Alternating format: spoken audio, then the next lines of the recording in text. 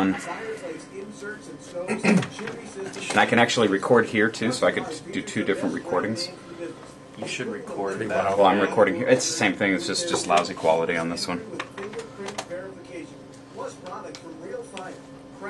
I'm gonna be amazed. Because this is a because I can sit there and You should get a shot of this thing. I don't.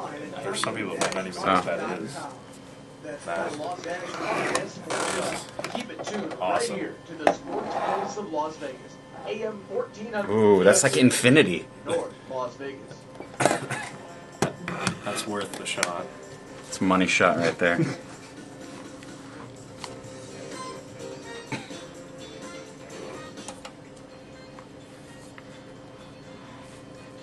It's time once again to talk a little bit about improvisation and then maybe how we can get into one of these snazzy shows called theater. It's Curtain Call with Eric Ball. Yoo-hoo!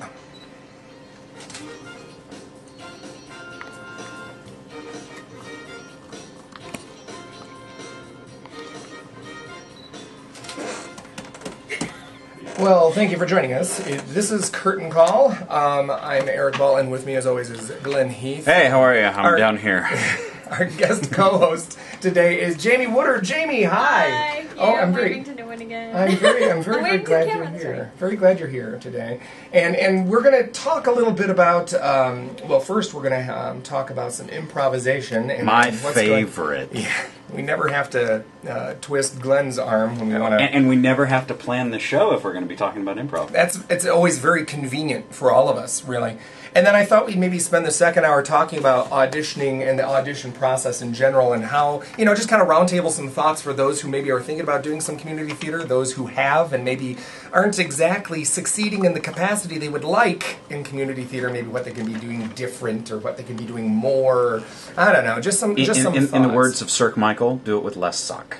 Do it with less suck. No, you know something? Sandra Huntsman also used to say, everyone's break a leg, and she would say, don't suck, don't suck, don't suck. It's always good to not. And dancers say merde. Merde, which is French hard-boiled for don't take egg. Don't I take don't a dump. Die. I don't know. I don't something. Oh, dive, maybe. I Fashion. don't. I've been doing improv for over 15 years. Kopi, you've been doing it for a number of years. Improvisational artists don't say anything. We should nothing probably at all. introduce our guest here. Oh, let's do that. This is Kopi from Just Serendipity, the improv troupe that, and something, you can probably better describe what this troupe and this organization does. But Kopi, first question, K-O-P-Y, right? That's it, Kopi. There's no last names like Prince or Madonna or Bono, right? Yeah. It's Or just Jesus. Or Jesus. Jesus. It's Kopi. Jesus did It's have a Kopi. last I told you I should go by What was it, Christ? Yeah, well, it's the Christ. At least Oh, it's not okay. just one word. Can we call you right? the Kopi? The Kopi? You could. The Kopi. I would. Yeah. No? I have a hard time with it, but you could call me Kopi. But Kopi heads up Just Serendipity, which at the Kopi Cabana. We're already starting off. Try and find more relevant nowadays ways to mess with my name. Less It doesn't have 80s. it. You know what? I had to deal with Glenn Campbell and Where Do You Hide to Have Your Heath? So Eric, Eric's last name is Ball. So Could be worse. It could be worse, but one of my not much worse. I told you I should have gone by just Ball. Just Curtain Call with Ball. And then we could have like a segment called Ball to the Wall. Hey, that would be pretty copacetic. Oh! Okay, you get 2 points for that one. That was very good. Very nice. Well, anyways, tell us a little bit about Just Serendipity and what you're currently doing and what you look forward to doing and everything, and then we can kind of go from there. Yeah, Just Serendipity, it's an improv show here. We've been at it for a long time now, and a couple of things that we do, and the main reason why I wanted to come on is our high school program is starting up again next month. So it's a program that we do yearly. It's open to any high schooler in Vegas that wants to come and be a part of it. Is that like a team thing? Is it like Improv Olympics? And It turns into a team thing. So we started off, it's a 6-month program, and we do that for a number of reasons. But the first 3 I months... thought you were going to say a 6-step program. It's a 12-step program. Okay. Yeah, Nice. exactly. The first 3 months is just workshop. It's just preparation, give you as many tools we can give you to be successful on stage, and then you go into a season like a sport, and then you compete against each other until there's a playoff, and then a champion and a winner. This is your high school Jesters, is that Yes, correct? that's Okay. my Jesters. Now, Just Serendipity, I've had the privilege of working with Kopi a few times, and Just Serendipity. Not enough. Well, not enough. Glenn, pay me a more. couple. But Just Serendipity's been in Las Vegas for how many years now? 10 You years. say a long time, but 10 10. years, and that's pretty significant. Just Serendipity has shows at the Alexis Park Hotel, weekly shows. Yes, And- and actually, this is unconfirmed, so I can't give you the date yet. But the Just Serendipity main stage show is moving to the Paris. Oh, fantastic! So nice. we're opening in October at the Paris. But if they wanted to join you for the weekly show, we could still find it over where Alexis did you Park. That's at Alexis Park. Alexis Park. And that's where the high school league is going to be as well. Oh, okay. And what day of the week and what time and how they... Tuesday night is the Alexis Park night, Okay. and Jesters is Saturday mornings. So it's Tuesday night, 8 o'clock? 7:30. Oh, 7:30. We throw a 30 in there just Which to is mess with great. it. And now, does I it did cost that anything to go for a down and just reason. check it out? No. Okay. I mean, we need money, so please. For Jesters, Donations accepted. for Jesters, and that we put up a thing that says, please donate Nice. something, and that has worked out better than just charging fees. Nice. So, But Well- I will say, you know, and because Kopi was probably not going to toot his own horn. A few months ago, there was the improv benefit for the American Cancer Society, and there were improv teams from Nice. all over. I'll toot my horn a little bit. Okay, please, Please, too. please, yeah. It was probably one of my favorite things I've ever done. So it was an idea to try and do something good and take our skills and use them to do that good. I want to ask. Here's your improv for good and not evil. That's right. Yeah, I want to take what we do and try and do something at a bigger scale and a bigger level. And there's Yeah. so many people that do improv and theater and whatnot here, and it turned into a lot of improvers in town coming out and participating, but also a lot of theater people, a lot of random people that have never even done it. He participated with someone that's never done it before.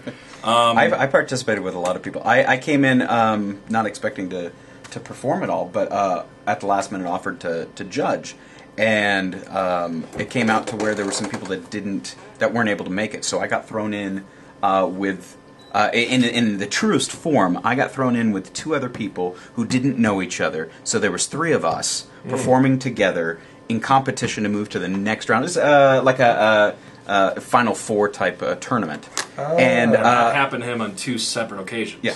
And, How'd you fare? I didn't fare so well in the first round, but when I stepped in on a second team, helped them advance to where they eventually won the whole thing. Wow, great. So, but I will give that all to my friends Michael Hartnett, and then you've met Paul and Matt and Miss Fancy Pants when they were here. So, Fancy bottom lady. Miss Fancy Bottom Lady. Shout out to the Big Ugly Couch. For the Thank you. no, actually, Thank you, Jamie. no, you know. I'm not contributing if to you- this if- conversation if at all. just every I'll now and then just cut it ring off the right bell. there. If you have no clue what we're talking about, well, we have all of these shows archived in video on YouTube. So go see Miss Fancy Bottom Lady, which is our first all improv show. Which, oh my God, that was a hoot. Yeah, it was really funny because we purposely didn't plan anything. We just kind of went in going, okay, well, let's just see what happens. And it turned out to be rather, for me anyways, like a show. Yeah, oh, yeah. Like I sat and I just kind of watched everybody do their thing, you know? And it was pretty exciting. But and they have Paul and Matt in here. and they have well, then their- we had Anthony Barbary and Mark Valentine in here as well. Valentine. Barbary, yeah. So between Barbary Coast. Anthony. yeah. Between He's gonna love that, by the way. between Anthony's Anthony, like I'm talking Mark Sweeney's. Antony. His laugh is so like bah! I know. He would like bottle up, bah! Yeah. It was very funny.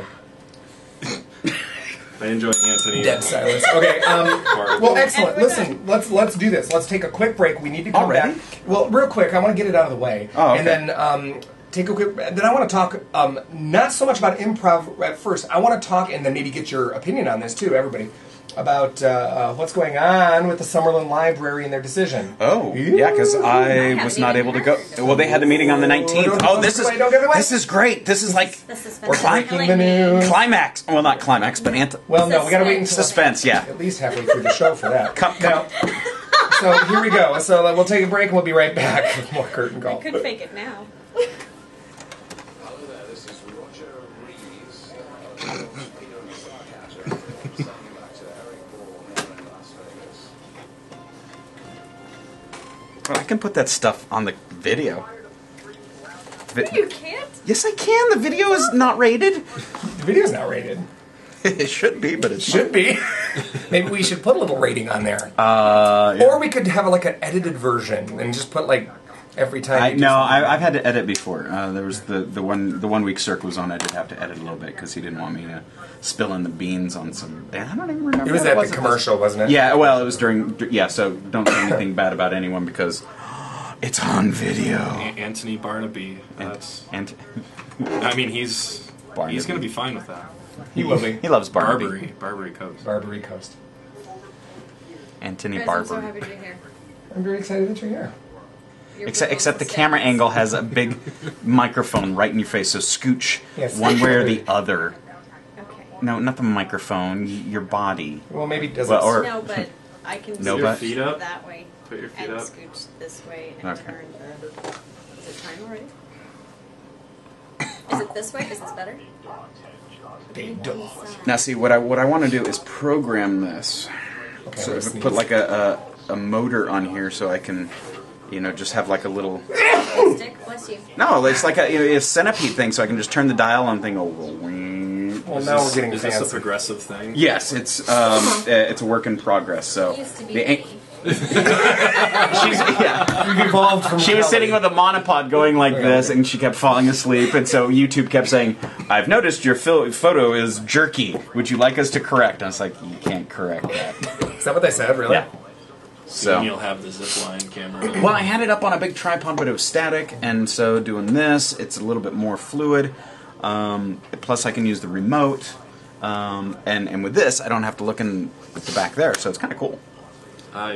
So you just want one more little control and it'll just be a permanent fixture. Yeah, and I'm depending on this. I mean, I could record this, but what I'm wanting to actually do is, 60 if I can figure out a way to stream, Yeah. I can actually do the out from here, so I can record, boom, stream, and we can do this live And you watch have better the than I'm getting Vegas over a PBS cold. right They're going to now. have to sanitize this little bulb thing after I'm done.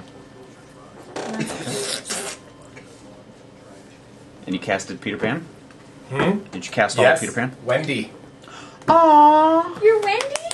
Aww. That's so cool. See what happens when wanna you go back to intern? You have an in.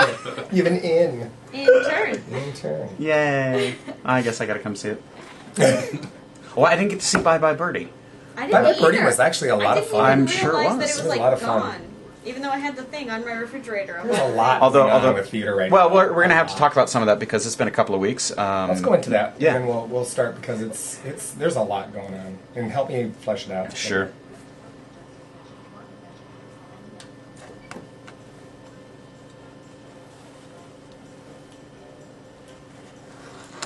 Listening to Curtain Call and Eric Ball. This is David Loud saying hello from Outback.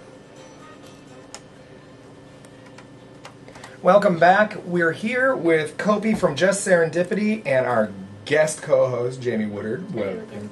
Very nice. It's always the air lightens in the room every time you're here, Jamie. It's always a Yay. pleasure to have you here. How And many times has she been here? she's been here, gosh, twice, 3 times, maybe. This is my second time. Second time. It You're just- like, I've never been here. I've been here in spirit before, Very so nice. lightening the room. Well, listen, I was just commenting at commercial break, and I totally ignored Jamie about how so much theater is going on right now, and how one of my Facebook statuses, I wish I could like an atom split myself into many copies so I can go and watch all the theater. Multiplicity stuff. Well, plus the fact that you're doing your own theater stuff at Faith Lutheran. So Yeah, you well, anytime you go back to school full time, all of a sudden it kind of that whole doing your job thing really gets in the way. Yeah. It really does. But but there's lots of theater going on right now, and let's just kind of spout out. I know Broadway Bound just finished up Bye Bye Birdie, Yep, and they're looking. and Closer just finished at Over. Theater 7 last night. Hamlet's got one more week. They're on tonight at 8 p.m. I went and saw it last night. And that's over at the Onyx. At the How Onyx. was it? You know what? Troy did a fantastic job taking a 4-hour piece and getting it down to 90 minutes. I got to give props to Kim Glover, Brandon McClanahan, and Gio Nichols. Gio really... I saw a lot of things out of both him and Brandon that I've never seen with them in Shakespeare, and I think it's because of the way Troy directed them. I heard the adaptation is really, really It's really quite good. It is actually quite good. That's what everybody I've talked to said. I enjoyed the show. It was fun watching David McKee on stage. Yeah, that's right. And overall, They got some good press too. If you read the City Life article, they did a great job. There was some skill sets that didn't mesh quite well. But the whole thing overall was very enjoyable. You get to the end of the whole thing, and I was sitting next to a friend of mine. And I was like, "Wow, the second act's going to be really interesting with everyone dead." But it was the whole thing. I mean, it was done in an hour and a half, hour 45. Yeah, and props to Mick Axelrod too, because he did a lot of things to keep because he was pretty much moving all the set pieces. But it was very, very cohesive. Troy did a really good job. Yeah, and anytime you have like an epic, kind of journey, like anything Shakespeare really, but anything that's known to be this epic journey of a tale, going into it, you got to kind of go into it with like a mindset that's like, okay, let's sit down, let's endure this piece of theater, And I was told I need to go and see the show because my friends were just like, it wasn't like that. I went in feeling that, and then I sat down, and after first 15, 20 minutes, I was just like, this is actually going to work because they said it was almost Which show is this? Hamlet. Yeah. Oh, they said yeah. but you haven't seen it yet. I haven't seen it yet. They said it's almost cinematic in its kind of. Well, there is some actual cinema instead of the player doing a play. They actually pre-recorded some video. Oh, cool. So it's very modernized. There's a lot of. Is it a full modern interpretation? Yeah. Or Well. Is it still? Let's just say it's modern to the point where they're using audio cassettes. Oh, so Romeo plus Juliet. Well, there's a reason for it. CDs, they could have easily have used CDs, but then the whole thing with Ophelia at the end and her going a little off the deep end. CDs would not have worked properly. You can't do that with Blu-ray or anything. No. It just doesn't cut it. Yeah. I don't know where I was going. No, but it's really good. But Closer, it's been 2 weeks since we've been on, but I was at Wicked the night that you had Chris Mays and Brianne Chenet here, and I hadn't been able to go see anything else. What do you think of Wicked? I loved it. I loved it too. It's the first time I'd ever seen it. Wow. Really? Yeah. I came out of the theater about ready to call you and say, Eric, I'm going to New York. Screw you. Right? I know, Yeah. right? That show does that. Yeah. I can't wait to see it. I've seen it. So yeah. And I almost went back to see it last week, but I went to see Leader of the Pack, which I've seen twice now. I hear that's very good. It's funny because it's one of those shows that I didn't know anything about, and then when we had them on the show, I was sitting there going, okay, I still don't, but it got huge, great reviews. Well, it's toe tapping fun. As far as and apparently that's what our reviewers and well, you know what, that's to me that's what it was. There's some really Did good. you catch the sarcasm? I didn't. Asterisk.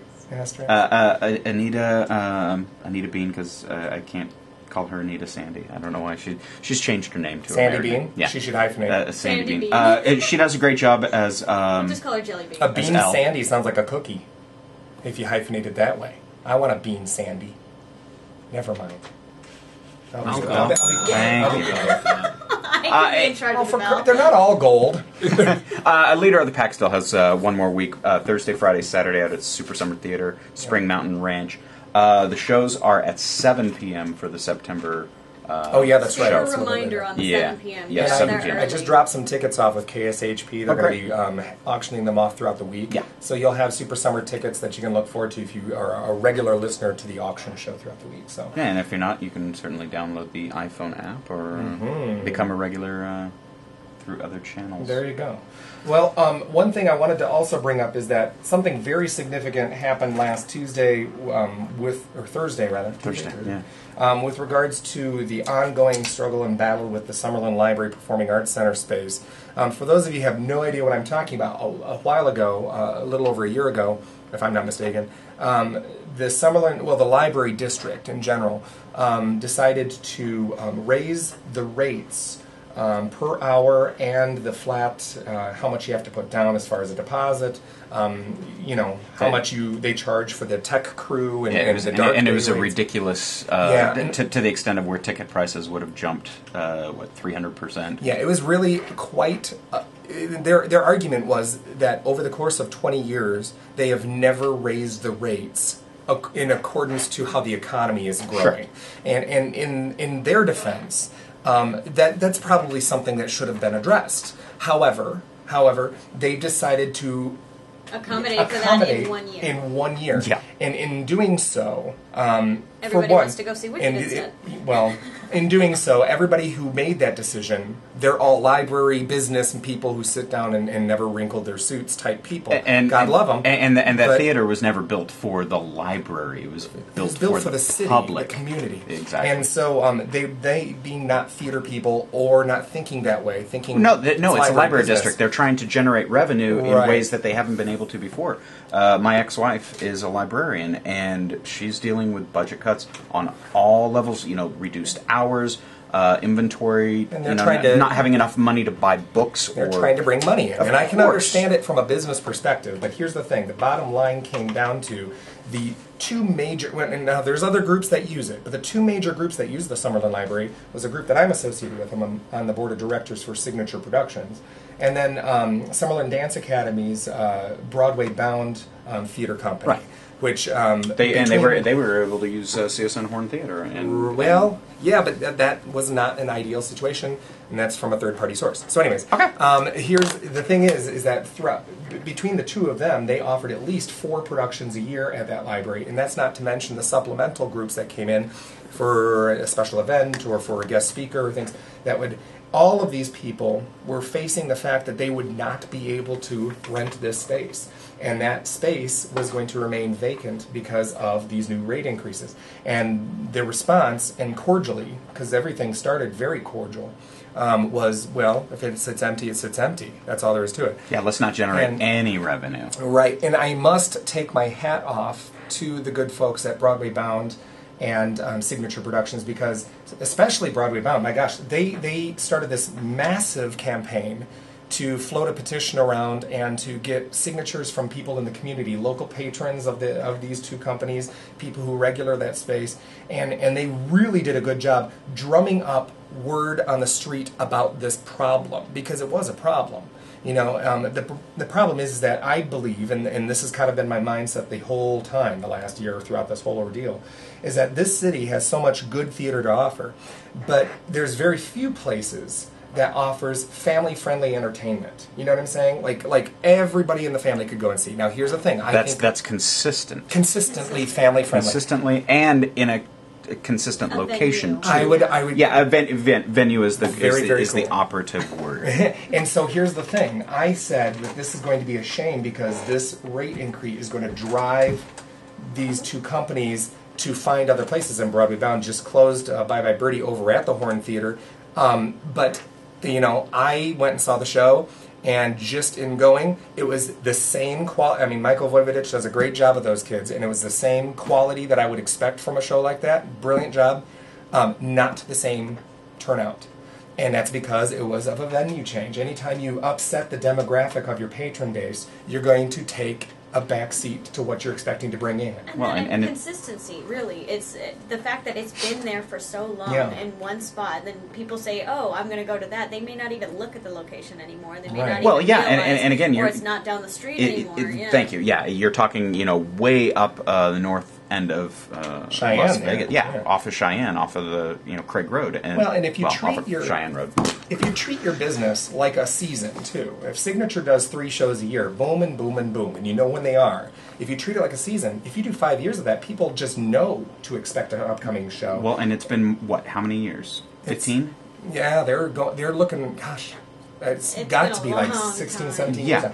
But, Yeah. and so anyways, When the library was new. what happened was this petition floated around.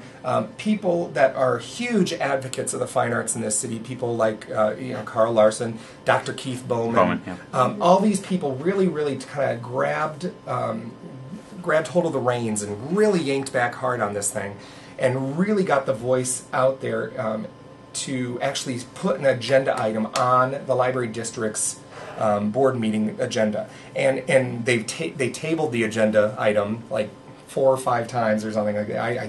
And can I speak to that for just Please. half a second? I mean, I don't necessarily know anything specifically about that, but Right. I really think that this problem and many of the problems coming from an education perspective, because I work in the education field, they're having the same budget cut issues and everything. Sure. Oh, yeah. And the issue isn't necessarily with whether they're hiking the prices or not. It's with the system. The system, it doesn't allow Yeah. for the changes that actually need to happen, for the new creative There's the energy business to happen. end, and then there's the end that affects everybody who's not involved in the business Well, and end. not even just in the business end, but the business end in those areas has such strict rules Mm-hmm. that now people have been in and now they're approaching retirement or whatever else, and those rules are established. So the thought of even changing those rules, or even if the change is necessary and supported, the ability to actually go through and change the process. The process for change is too much. We're cutting red tape and red tape and red tape. It's bureaucracy. I It's mean, bureaucracy entirely. Oh, yeah. I work in education as well. I work on the technical side of education, but yeah, there needs to be a steering committee to propose ideas to the committee in order to propose ideas to the board. Yeah, and the and meetings it's to just meetings like to meetings, yeah, right? yeah. You need to have a meeting in order to discuss what the agenda for the next meeting is. You can't just drop a bomb like that. Yeah, it's Right. crazy. So, anyways, to make a long story short, and to kind of bring it to the current status Yes, now. please, suspense is killing Yeah, me. they had a meeting last Thursday. It was extraordinarily well attended by members of Good. both Broadway Bound Signature Production and members of the community and other theater groups. My alarm went off, and I was like, clear across town. Oh, I'd yeah. set my alarm months ago. yeah. To For remind this. you. And of course, I ended up making other plans. Yeah, and they Calendar, not a they had calendar. agreed to vote. Well, what's funny is that, and this is from word of mouth, they said that somebody didn't agree with the terms or whatever, and then she was overruled in the vote, and they voted in favor of new rates. The reduction was the theater rental rate was reduced from $170 to $40 an hour. So that's a huge reduction. Yeah. That's Well, what was at it least. before? It was $10 an hour. Oh, good now, lord. Oh now my here's the gosh. thing: $10 to $40 is a jump. That's yeah, a but jump. that's But manageable. $10 to $170 an hour. An hour. That's an hour. absolutely unreasonable. And so It was $10 an hour? Well, going from 10 to 7, Wow. that's Okay, yeah, No, in their can- defense, they did and- not and- raise the prices. And let me just say, in their defense, first of all, I want to say for the library district to pass this, I applaud you. I applaud you because this means that Signature and Broadway Bound and other groups, Yes. I don't want to just pinpoint those guys, everybody has an opportunity now to utilize this space for the good of the community, so thank you. And the opportunity for patrons to still be able to attend with a moderate increase in ticket prices, because there Right. will be. But what has it been before? $15? $15 to and now, $20. and so now it's going to be what, $17.50 To $25 or something. Yeah, and So- and you know what? The quality of That's shows still that doable. Signature puts up is worth That's- the 20 Oh my to gosh, it's 25. way underpriced if you ask me. But the Much better than stuff that Faith puts up. Okay, wow. Where's the bell? Thank you. But anyways, I'm very, very thrilled that this happened, and so I just wanted to give it its just desserts here. You know what I mean? Yeah. Because it's like I don't want people to be disgruntled toward the library board because yes, was the process arduous? It was extraordinarily ponderous the whole time. Why won't they listen to it's us? been a year. Yeah, it should have happened right away. But But with they that being can't. said, Nothing can happen right away. Nothing. it should have been a progressive thing that started when that theater was built, Right. And there had been a 10-year plan put into effect. Obviously, when it was built, the economy was great because they built a whole bunch of libraries around that time, Yeah. and the economy, of course, none of us are wearing shoes right now. I mean, Yeah. it's the economy's which, been bad. Which is what is terrible about a rate increase now is because We have to do it, but we have can't to. do it. you Yeah, know. Well, you're you're- going to you're- affect your patrons. No You're matter cutting your what. nose to spite your face. Whatever Yeah. the phraseology. Kopi, we've kind of been yeah, quietly ignoring Kopi. I've got but plenty to contribute to this. Well, I'm conversation. wondering because Oh, please. no. I think this is significant in a different realm because where you are, do you have to pay rental for the space that you're in? Yep, Yeah. absolutely. And I've tried going the library route too, and this was before even the giant hike. I think it's definitely two-sided, and unfortunately, I think only one side wins. So, one side of it is we're going to make these changes, and we're going to change our rates from 10 to 170. Now, there's people that know that that's going to be a change. Right. But let's say I'm a brand new group coming in wanting to take those rates, and I go and I want to know what it is as a new person looking at 170, whether I can afford that or not. It's not the point. That's what I know it to be. So there's the people that are going to find it, and there's people that have been through that road. So it's trying to pacify the people who have been through that road, and thank goodness there's been enough people that have been through that road that was able to make that change. So, that is definitely ridiculous. You don't have to even be new or old to see how crazy that is. Well, and I've always been of the school of thought that a library is, in my opinion, is supposed to serve the community. That's why it's there. But they're finding, and again, from my knowledge of things, they're finding it harder and harder to support the community. I mean, the library has gone from more media as far as the written word to, it used to be they had tons of VHS tapes. Well, they've cleared all that inventory out, and now everything's DVD. But there's also, they're having to compete with Redbox, Netflix, Amazon, iTunes, everything. all the digital media out there, and the library district doesn't have the money, and they've got tons of digital access with newspapers and libraries. But who's interested in going, to do Nexus Lexus for rousing afternoon of easy reading by the pool? You want to read case law. Back to me, in my opinion, to the system where they could transform this to a new place where it would still be hip and cool, or whatever the words are. To go hip and cool, in other words. I should know this, right? Well, can I argue that I think it's a demographic thing too? I think the Exactly. demographic that frequents the library now is a older demographic, Absolutely. and the demographic that frequents the reserving the theater is a younger patron base. Well, so that's the fight that the library is trying to deal with, is how do we get the younger people in? And that's one thing I can applaud my ex-wife on, because she was able to increase the YPL, the Young Person's Library, because that was her focus. Yeah. So she had tons of programs for the kids, lots of interesting things, to bring them in. But Where she's the rec center and the library are sort of merging in some of the Yes. things that they can offer, and that's a cohesive partnership. Right. It can be. Well, and here's the thing. The bottom line is, I hope that they are able to at least communicate. They need to be able to effectively work things out. Like, if we're going to make rate increases, we're going to make major changes in the library procedures, if we're going to make changes, it needs to at least hear the voice of the people that those changes will affect. And I think that that's probably the burr in the person's side that we're kind of, for Signature and Broadway Bound, because they don't feel like they've been heard. Consider your audience. Yeah. Who are you affecting? Well, Yeah. and this has been a major accomplishment in the fact that both sides are communicating, or at least making the attempt to communicate. So I don't know if this is going to be a punch in the stomach to anybody, but in my opinion, just sitting back and take the whole idea that I do just serendipity out of the equation. If I'm sitting there looking at something that goes from 10 to 170 and then gets dropped back down to 40, to me that sounds like such a gouge, such a just dig at someone just to try and get that money from someone, because someone may have come along and paid it. So, someone probably has, or they were going to. I don't think anyone has. I don't think there's anything been at the Summerlin Library. I mean, they had library things. They had like a magician. But that's budgeted through the library. Has nothing to do with. And they sure didn't get those rates, I guarantee. Oh no! Because they're using their own personnel who are already there. But even if they only got one, it's like, man, wow, we were able to pull that off at 170. And I think that's such a But can I punch tell you, in the face. I don't think they saw it that way. That's what I think, as I really truly believe that the board that passed this didn't know what they were passing. Well, they You know what saw I mean? they saw, well, here's what the rates should have been if they had They increased by probably a did certain some research. They probably did some percentage. research. But and when said- but they have no concept of, okay, well, if you're putting on a show for a 300 seat Right. auditorium, here's what the rates are going to be for the rights from MTI or Samuel Right, French right, or right. dramatists or whomever, and that was the gouge. Basically, it was going to go. We're going to have to go from $15 a ticket to $50 a ticket. yeah, And that's a huge hit to the patron.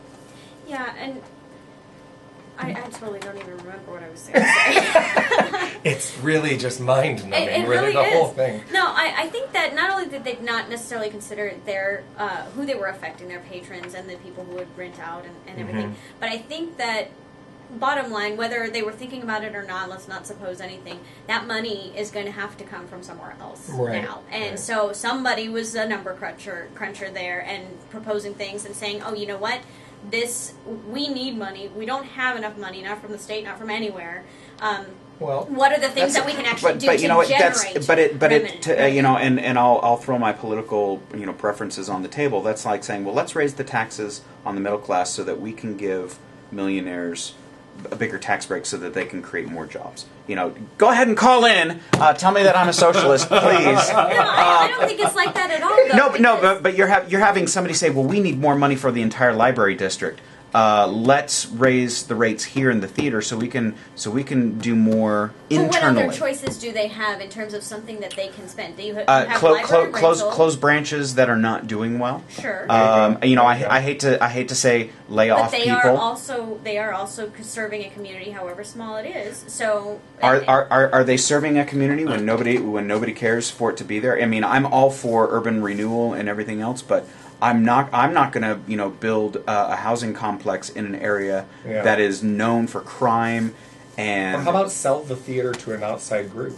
I mean, don't let it sit vacant. I mean, don't let it Right, just. and It's already been you're it's right already there. been paid for. I don't The think that- building has already been paid for. So what are you renting? For Right. $170 an hour space. That's all it is. And I think you're right in that regard, where I think that they probably just didn't realize that Yeah. that it would sit vacant, or perhaps in the long run that is something that was more economically friendly. And if I they think said, that that's what okay, leveraged- if they do get somebody to pay this, then it comes in Well- money. If they don't, then they don't have to pay people to maintain it. as much, so. It's also a tax write-off. Right. Here's Oh, I'm revenue. sure, Here's yeah. revenue that we've lost. So Well, and I'm Right. sure that there was the whole idea of that whole half a year of nobody signing up Yeah. to reserve it, and Yeah. a whole half a year of those signatures and Don't press. call There's my lots bluff. of press, and so I think that really leveraged them to rethink the vote. So, anyways, let's move on.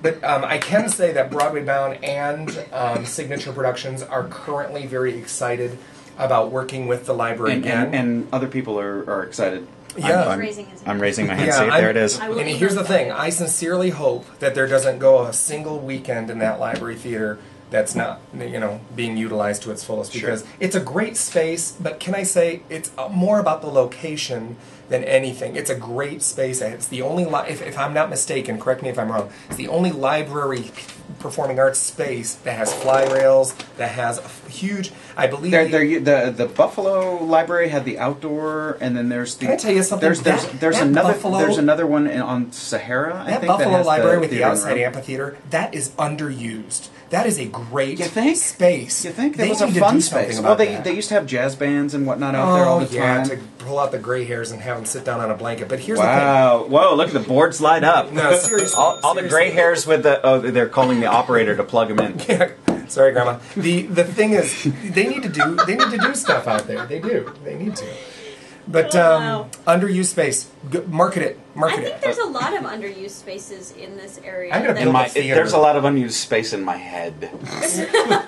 Oh, Lord. I think we're all in agreement, to the extent that this is a good step, and again, with Signature, my very first show was a Signature show, and it was a great experience, and I think the only Signature show that I had a really bad experience with was Little Shop of Wow. Really?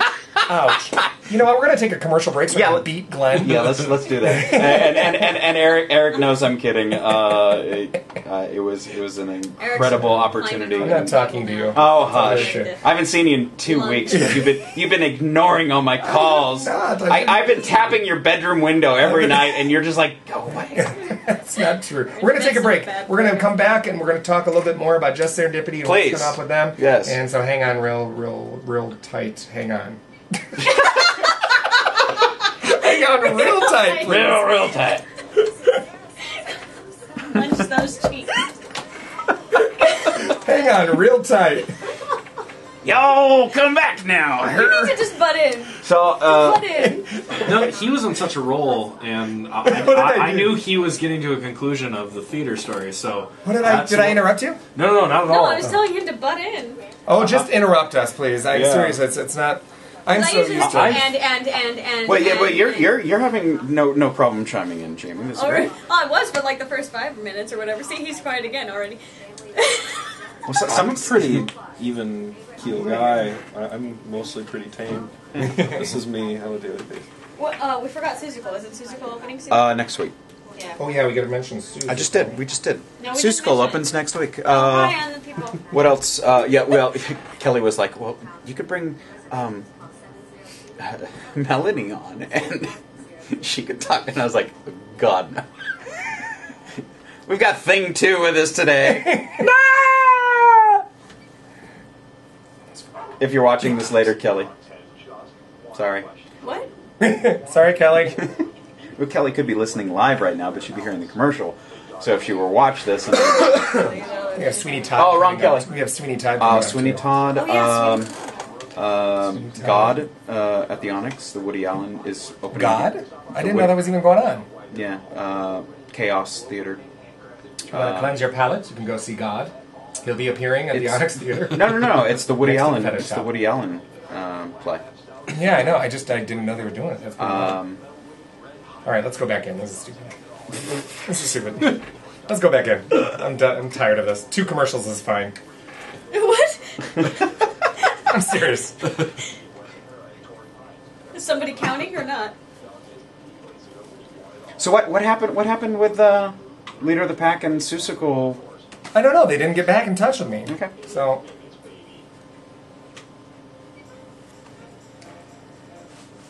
Hopefully, y'all held on tight. From the web series submissions only, and this is Curtain Call with Aaron Hall. Welcome back to Curtain Call. Oh, can I let go now? Yeah. Oh, it's so tight. My Oh, fingers. Thank you so much. I held on so tight. This is Gilbert Gottfried reading from 50 Shades of Grey. Hold on tight, ladies. There was a twinge of Jerry Lewis in that one. I'm sorry. Hold on tight, ladies. Hello, ladies. Wow. I'm improvising. Yay. Kobe's like, I don't ever want to work with him again. Kate Weatherhead, by the way, did our intro kind of stinger coming in. Yeah, she had to run right out. I think She really didn't. You know, she has a web couldn't hang on series. tight? You should check out the web series. It's called Submissions Only. I think it's submissionsonly.com, but you can check it out on BroadwayWorld.com. And that's kind of a web series, and it takes place in New York in the Broadway auditioning scene. Is that the But one with it's- her as the reader? Yeah, Okay. it's really funny, but half of it is improv. They have like a skeletal framework of what their episode is going to be, but it's a lot of it is improvisation, and that is a brilliant segue. Segue. we have as, Kobe as here the, as the camera turns. From yeah. Just Serendipity, the improv troupe. They perform every Tuesday at Alexis Park at 7:30 p.m. You can check them out, but they also have a high school program that they are really looking forward to that's coming up here soon. Why don't you kind of touch on that just a little bit, Kobe, and then we'll talk a little bit after that. Sure. High school program starting up again, so it mirrors the school year. So it starts in October, runs through April. So it's every Saturday morning. Really, for me, it's more of a. I want it to be more of an opportunity for high school students than anything. So I think sometimes when I go school to school or talk to teacher, it feels like maybe I'm trying to steal the stars, or I'm telling you, I get those looks all the time. Well, No, because there's some schools that do have improv teams, Absolutely. but there's many more that don't. Right. Um, Absolutely. So for me, it's all about a kid who wants an opportunity. So I'll take the skateboarder who thinks, yeah, I'll try it, and then I'll take the lead of the play. I don't care. It doesn't matter to me because I think with the way that the program's designed, there's such a marriage between the two to where it can work, to where everyone can learn and grow. And So it's more like an educational opportunity to learn how to do better improv. Right. And it's an opportunity for a lot of kids within the community to meet other kids, especially with improvisation. It's a great. That's the core of it, All the students from the schools meet and work with all the other students from the other schools as well. So they know, you pretty much know everybody before you ever start. Oh, wow. So it works out great. Last year we had students from 20 different high schools. Wow. So it worked out awesome, and I wanted to keep growing in that realm. Cool. So Well, what if, let's say, for instance, you're a student at a high school that's looking forward to maybe doing improv this year. How would they go about enrolling or getting involved? come the first day. Come the first, and where do they meet? October 6th. October 6th? October 6th is a Saturday. It's going to be every Saturday, 10 a.m. Cool. Where at? Alexis Dairy Park. Queen? Kobe's basement. Alexis Park. Alexis Park. Okay. There's no basements in Vegas. There's some information on the back here, and I will put it up here as well, so you can see that I'm covering Kobe's face. Glenn's putting it on camera, Yeah, so you should check out our archives on YouTube. Disregard my thumb. His thumb will not There we go. be... But for those listening, there is www.jest, J-E-S-T, Serendipity. Look it up because you should know how to spell it. SERENDIPITY.com. So www.justserendipity.com. Information's on the website. Yes, of course. But this isn't this just isn't for high schoolers. Like if they wanted to get involved in the Just Improv Troupe, that's different. Absolutely. That's something completely different than the high school program. Right. But they could contact you through the website for that as well. Mm-hmm. Yeah, if you're a performer in town and you just can't get enough of theater, I don't know about you, but I would love to do more improv. I just I have no skills. I think in my experiences too. What'd you say? Nothing. In my experiences too, there is a small number of people. Kelly's on my side. Sorry. There's a small number of kids at each school that they love comedy or improv more than they love theater. Yeah. And depending on the school and the teacher, they have to take theater in order to do the improv true. side of it.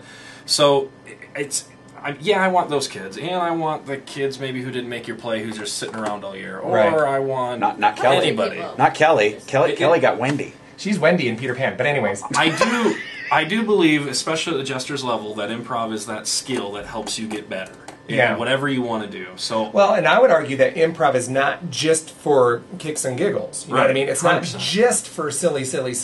There's a level of theater that is improv every time you step on stage. And we've discussed this. When I was in Pittsburgh, Carnegie Mellon University, which is a major theatrical university, they required their theater students to come to the improv show that was hosted at the University of Pittsburgh, which is now in its 23rd year. Happy birthday, guys! Because I know they're all in Pittsburgh listening live. Got a big fan base in Pittsburgh. But it was great because what would happen is those freshmen had to go to 2 shows, and they'd let's get it out of the way. They'd go to the first 2, and they'd come every week after that, Yeah. and they'd bring their friends, and then they'd come the next 3 years, and so the theater it grew to the Friday night shows 11 p.m. to 1 a.m. Well, it's 150, 250 audience members every week. Improv satisfies an essential performing hunger. You know what I mean? It's that's why people go to Tavern on Green after the Broadway shows to perform cabaret stuff. It's just because they love to perform. And the creative energy that Yeah. you get out of improv as well. I mean, you need to have that sort of experience where you can just pull something out and see what happens. And you can't do that in the structure of theater. You just... it's a very different creative thing that helps everything, including non-theater things. It helps your ability to interview. It Exactly. helps your public speaking. Have you it had? helps. Have you had like students that you were mentioning, the students that maybe didn't get into the play, or maybe the students that have never done improv before or something? Have you had like success stories like that? Oh, People yeah. kind of Oh, really. yeah. working their way up I've the had ranks? the shy kid in the back of the room, doesn't talk to anyone because they're too scared to, somehow come and say, "My mom made me come," and then they show up and wow, or can they get on stage and do something? Wallflower Theater, folks. Well, and that's the one thing I've always loved about it, Should be a because theater company. you can take that individual who may just not have that little self confidence, and that's I'm sure something that the Jesters program brings out, and what you were saying about the Tavern on the Green, with improv, I've had a lot of courses and workshops and over the years, and Liz Allen, who's well respected in the improv world, always made the comment is like, the wonderful thing about improv is that those wonderful scenes, you get them in your memory, but you'll never get to see them again. Same with the bad scenes, especially the bad scenes. You never have to see them again. Well, it doesn't matter if it's good or bad. It just matters that you invest in it. But it's never the same thing. I mean, Right. It's a unique experience. Yeah, every single time, And you even if get it's to the same treasure it. performers. You go see Wicked. It's Yeah. going to be the same show because that's what it's intended to be, because they don't want to deviate too much from what works. Mm-hmm. You do an improv show with those same people, and it's going to be different night after night after night, because Even if the structure is the same, there's Oh, going to be a new experience every night Yep. just because of the audience or what one of the actors did that day. Or It's the you know, ultimate it's give and just- take in theater, I think, is improv. Is when you have that relationship with the audience going into the thing, and that's why I like to go watch improv, is because it's cooperative. You know what I mean? It's you hope it's cooperative. The night that I saw Rocky Horror, it wasn't. Because Anyways, sometimes the cooperation is, hey, could you read this sonnet I just wrote? Yeah, it's not very It's very like, cooperative. no, I can't because you suck. I don't read German. Maybe you should read it to me. Yeah. So, Just Serendipity, Alexis Park, every Tuesday at 7:30. You need to go out and check these guys out. If you want to see for yourself what we're talking about and what they're all about, that'd be a great opportunity to go. They accept donations at the door, but otherwise it's free if you want to go down and check it out. Well, If- There's we'll even a post the- UNLV show. huh? Isn't that where That's where it Just all Serendipity started. started? Yeah. So At every UNLV? Monday at UNLV at 7 as well. And now, are the Show's Just Serendipity free. players UNLV students? Wait a minute, there's a company, like a Just Serendipity company? Oh, nice. Just Serendipity is an LLC now. Really? They have their Weird. own car. You need to have your own TV I barely show. know what that means. That's pretty cool. I don't know what it means either. It sounds Limited so important. limited though. liability corporation, meaning that Something. you can claim Wait a minute. Do you have letterhead? tax-free I have stuff. letterhead Oh, Business now it's a cards? business. and insurance. Oh. Anybody Oh, can we have both a went website. insurance. Oh, snap. Yeah, we got a website. Woo! Yeah, it's like, Curtain Call's got a website. we never changed it, but it got it. Well, you haven't given me access to the site to be able to update. You have to it. Yeah, I was earn gonna access, say, I want Glenn. access. Oh my gosh. You have to earn it. All right, well, I guess you'll be editing this week's video. Oh, snap.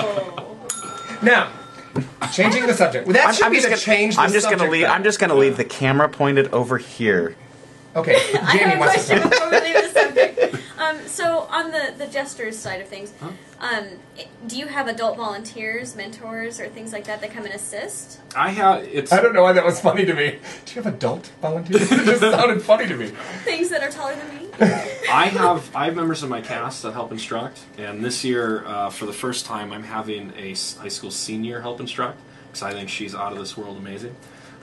So it's people from my cast are the ones that directly help and teach and guide and host. So we perform in the shows with them. Oh, cool. So anything to make the show be as good as it can be for them, for the parents, for the families. That's the goal. Okay, cool. I just was wondering how else the structure is, so if people want to get involved, wink, wink. It's open. Yeah, it's open workshop. So anyone who wants to come, watch, talk, anything, anyone can come. We don't close doors on people. That's awesome. So please. I think it's good that they go and check it out and see what it's all about. There's you know? lots of information on the Just Serendipity website. And their flyer looks really I've seen some of the kids that have come out of it. Watched them perform at least at the You tournament. saw the right? Okay. Yeah, Okay. No, I judged a lot of the One tournament. One rounds, of too. the kids on that team, he won our high school league championship 2 years in a row. Okay. He's graduated, so last year was his senior year. He's gone on to college. He's going to college in California now. He actually did not make his college improv team. Oh no! And he is so frustrated and angry. He made it to the final 4 of our tournament, but he didn't make his college improv team. And that's That's the nature of theater, my friends. well, it's the Yeah. nature. It's the nature of improv too, because Uh-huh. sometimes there's just You're on it. there's sometimes already you there's fall. already the token fat person on the improv team. You ever see Saturday Night Live? There's only one fat person. Only one Belushi. Yeah. Only one Belushi. Yeah. Okay, on a totally random note, I keep staring at Glenn's shirt because it has like a little CD and like headphones. Yeah, and this is my radio shirt. Your Hey, radio look. shirt. Disc jockey shirt. See, I can't. The camera doesn't work really well on me. There you I go. just really like the shirt. It's kind of It's like a nice shirt there, Glenn. yeah. See, when I sit down, all you can see is that. What is that? It's my hide. The top of your head. Yep. Forehead. Oh, the hair that's. Oh, Okay. good lord. Please ring the bell. Please change the. Thank you. I Changing took the it subject. away from me. I was reaching, but Well, my arms aren't that What long. I was hoping to do, and I would love it if you stuck around and maybe kind of added maybe an improv lead Well, into our conversation. because we're going to be discussing the audition auditions. process, and Yeah. obviously, And at 7 o'clock here, People audition. right at 7, I have a friend of mine and a local theater director and a heck of a knowledgeable guy, Sean Martin, calling in. Love shot. And he is. did you say I love Shart? I love Okay. Sean. He's a very he's one of those guys that's just a really nice guy, very creative, very very good at what he does as a performer. But he is a really really really good director as well, and he has an awful lot of knowledge to impart upon the masses. Fantastic. And so I thought let's take a quick break. We'll come back and we'll talk all about the audition process and what you can be doing better as you plan for your next audition. Should we be holding on tight? And, no, don't hold on tight. In fact, Hang on free. loosely. Fly out. Fly away, free, and then we'll. I'm going to hang on loosely Oh, good because that's a Lord. good song. Hang on, we'll be right back. Hi there, this is Rick Ellis, and you're listening to Curtain Call. Yeah, this is one of my favorite shirts. I lost a button off of it though, so I I'm can't. sorry, that was so random. I couldn't hold it. No, I love this anymore. shirt. I bought this shirt when Kmart in Carson City gonna be was calling going me. bankrupt. I bought tons you of wanna go stuff change there the for CD like right pennies now? on the dollar. Oh, cool. Um, and this is one of the shirts. I never iron Yeah, it. he said he'll call right But- at 7. Oh, we still got a couple minutes. needs Maybe I'll an just iron? play. No, I do for some things. I mean, you can still go. I'll just I'll say- stay here until he blinks, and then I'll put him in. I'm gonna take one of these so I can copy the information for the video. I'm gonna say you can call now. If you Okay. like. And let me know if you ever need any Guys, I love being here. Why is any it help on that carrying because your phone? Saturday mornings. Taking kind of a hiatus. So if you want to come down again, Saturday mornings you're more than welcome. seems to I'd be love to have the you. best time for this, so it's your always face. worked I out miss just you. good. So kids come out at 8 a.m. We even. need to hang out. I So, know. We how long need did they to go hang out till? lots more. We do I wanna 2 do stuff sessions with during the workshop theater. phase. I want So you we to do do stuff 8 with my to theater. 10:30 and then 10:30 to I love what 12:45. we do with that. So and kids come out at 8. It's great. Are you things are the same and heading downwards because things are growing upward? Is that where we're at? With faith? What are you guys Yeah. talking about over there? Okay. You know, I'll have it's to just have Come on, stagnant. one of you lean in, Jamie, so I can get you both on the. There we go. We're now talking about Faith Lutheran and potential growth opportunities for those who would like to be employed upon them. So that's what. I'm gonna arm wrestle Yeah, she's gonna arm wrestle. for a job. for the IT. For the Is there an IT? IT? Sean Martin. I don't know. Sean Martin, there he is. Hi, Sean. I'm gonna lock you in right now, and we'll get started shortly. Well, all their kids have iBooks, so Right. No, they have an IT person Okay, that I so- know that I thought yeah. they did. And So they- when you what get are you back, looking to do there? Okay. I'll Narc? pot him up whenever you. Okay, we'll go in Am I 30 not seconds. talented at anything about IT? Yes, but So is he on now? you Can can you fit hear in me? as a student. he can't and hear be you a right narc. Not until you like turn your mic They all on. know me Everyone, now. there you go. Hi. There's the narc at Faith This is Lutheran. me being a student. Did you want to talk to I me? am. She's, That's an A for Now you have to talk to me real quick. Esther Prynne. Hey, Sean, it's Eric. Hang on a second. Go down the air in just a second. no, I'm not. I'm just saying it's like the fuzzy one. It's like hi, Letterman's jacket Fuzzy. style. Oh, it's like the fuzzy one. Was the other one not so fuzzy? Oh my god, are you serious? Yes. Do you not know who I am? Oh my god. Thanks for tuning in. You're listening to Curtain Call. This is Eric Ball. We're talking about theater in general, but we're going to kind of bring it in, and we're going to kind of talk about one avenue of theater in the dreaded audition. And we have joining us on the phone from California, if I'm not mistaken, right, Sean? Yes, sir. This is San Diego's very own. No, he's from Las Vegas actually, but this is Sean Martin. Sean, I really appreciate you joining us. Thank you. We have Jamie Woodard here. We have Glenn Heath here, and we have Kopi. Sorry, dude. From Kopi, Just maybe. Serendipity, the improv troupe in town here. And what we're talking about, we want to kind of roundtable the idea of auditioning in general for community theater. We can maybe kind of apply it to high school theater if you're a high schooler listening, or professional theater if you want to expand upon it. Well, I think it's relevant considering 3 of the 4 of us auditioned for something relatively professional. Yeah. Recently. But the reason why I wanted you to join the conversation, Sean, is because a lot of times listeners get a chance to hear from us. And we need an expert. We need somebody with some actual knowledge. But would that be me? That would be you. In this case, it has to be. Yeah. Sorry, Sean. Well, let me just say that I personally wrapped auditions at Faith Lutheran High School with Peter Pan, and the one thing that's kind of like the double-edged sword when holding auditions rather. Is the fact that Peter Pan's got double-edged swords? Well, they do. Okay. But the fact that once you post that cast list, you're very excited about the cast, but you're also kind of a little heartbroken for those who didn't make it. Now, at a high school level, these are people that I'm going to be facing eye to eye in the classroom the next day. And in a community theater production, you don't necessarily have that, for lack of better words, burden. So it's kind of like, what would you say, and I'm going to open it up to anybody, what would you say is the biggest concern going into a community theater audition from the perspective of the one auditioning? What would you say is the biggest concern? Well, that's I left it wide open. Yeah, it's a tough question. I go on an audition, and sometimes I will go strictly for the purpose of practicing my auditioning, because you can't just go into an audition cold and not be prepared, but auditioning for the sake of practicing the audition, I think, is a relevant exercise. Maybe I need to. Yeah.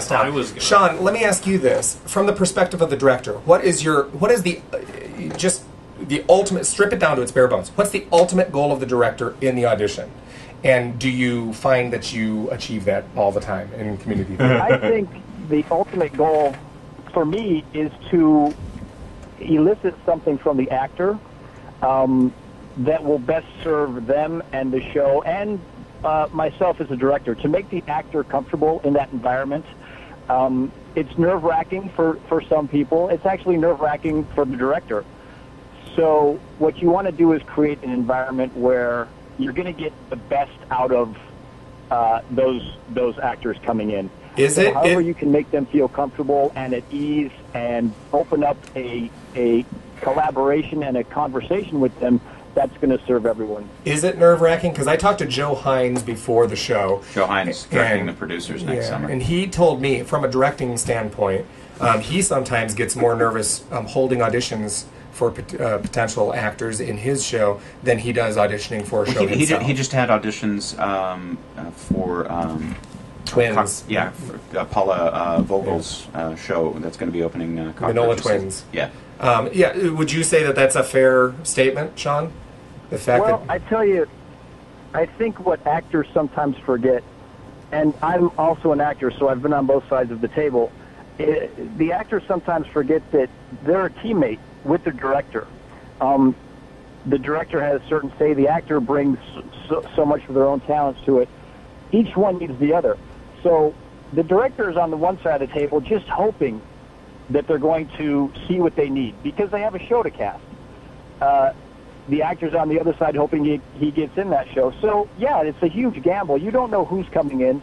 You don't know what they're going to bring. And in a worst-case scenario, the audition closes and you've got maybe 4 potential actors for a 9-person show. Yeah. So, yeah, it's tricky, and that's why I go back to the first point of really making a comfortable environment so that you can get the best out of those people coming in, because you don't want nerves to jeopardize or sabotage someone's audition. Well, what would you then suggest for the actor in order to best represent himself to bring something to the table that you're looking for, if that makes sense? Well, it's kind of, I would ask on top of that. It's like, and let's hone it down, because I would say that the most people that are listening are here in Vegas. Here, Las Vegas community theater scene is kind of a sorted group of people. You know what I mean? We have different companies that offer a different type of show. I would say that you can arguably find the type of theater you want to do very fairly easily. You know, it's just about basically aligning yourself with whatever company you want to work with. But would you say that auditions are fairly similar across the board from company to company in your experience, Sean, or do you think that it's based on whatever the demands of the show are? Well, I think it varies based on, well, the demands of the show, first of all, and then who you're auditioning for. I've seen very casual auditions, kind of a sit-down conversation, and then I've seen a much more professional audition where it's very regimented. You come in with your headshot and your resume, and you hit the mark, and you're in and out. So, which one's more effective in your opinion? For me, I like it a little more personal, just so that I can get to know the person on a level that's just not so polished necessarily, because this is someone you're going to spend weeks or months with. So you want this person to be someone you can bank on, and someone that has some substance besides what they can polish up and shine on for an audition. To that extent, Sean, do you then look at certain individuals beforehand? I don't say, pre-cast, but do you look at certain people and say, hey, Joe, hey, Eric, hey, Jamie, come in.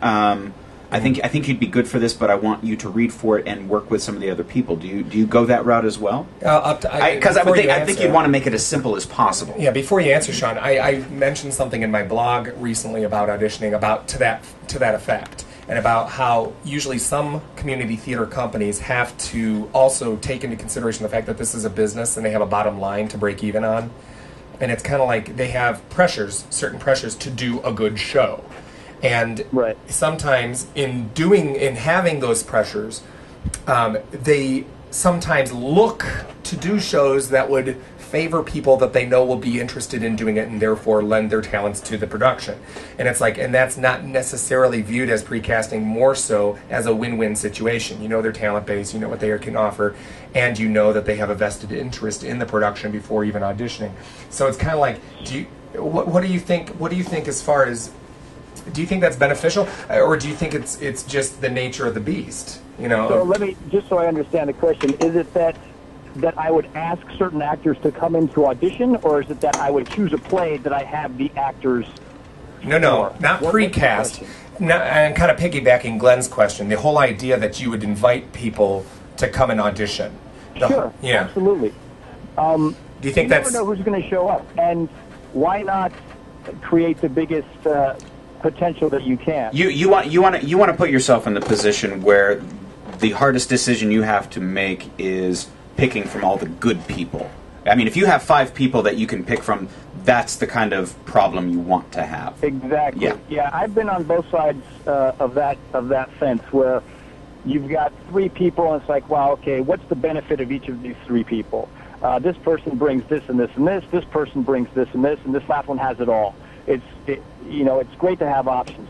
The other side is when you're going, well, we can kind of squeak this person into this role, but they wouldn't be a great fit. Ideally, yeah, you've got a lot of people that show up, so it certainly doesn't help to call people that you know to gauge their interest level, and if it's a win-win, then great, and they can come in, and you might also be surprised by someone that you have no idea is coming in. So you stay open. Now, how let me ask you this. Let's say you're somebody who wants to get involved in community theater and maybe hasn't taken that jump yet, hasn't auditioned yet, or has and hasn't had much success.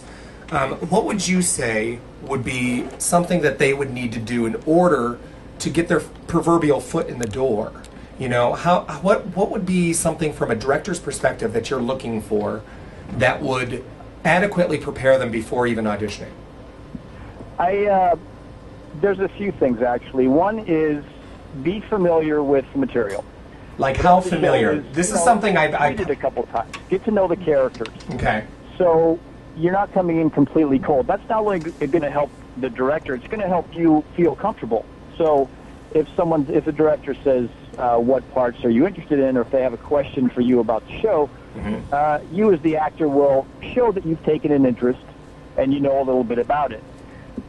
In terms of what I'd like to see in an audition, it's someone that comes in prepared. They have what they need in terms of material, in terms of their piece, if they're required to do a piece. But I tell you, the biggest thing for me is attitude. And by that I mean a good attitude. Okay. Let me clarify. Because, like I said earlier, this is ultimately going to be a group of people that has to cohere. Is cohere a word? I think so. But you can have it. It is. I just all the time. I just looked it up, Sean. As a group to make something fantastic. So you don't want the bad apple, or you don't want the huge ego to come into the mix. You want someone that's going to come in, try hard, be a part of the team, be enthused about the process. I will easily cast a average or slightly above averagely talented performer with a great attitude over a fantastically talented performer with a poor attitude. And can you sniff that out? Poison. The negative attitude will poison your production. What would you say? Now, this is a loaded question. Can you sniff that out from somebody that you don't know, first time auditioning for you? Is that something that they wear on like a shirt that you can just sniff out right away, or is it? Sometimes yes, sometimes no. It's kind of an instinctual feeling.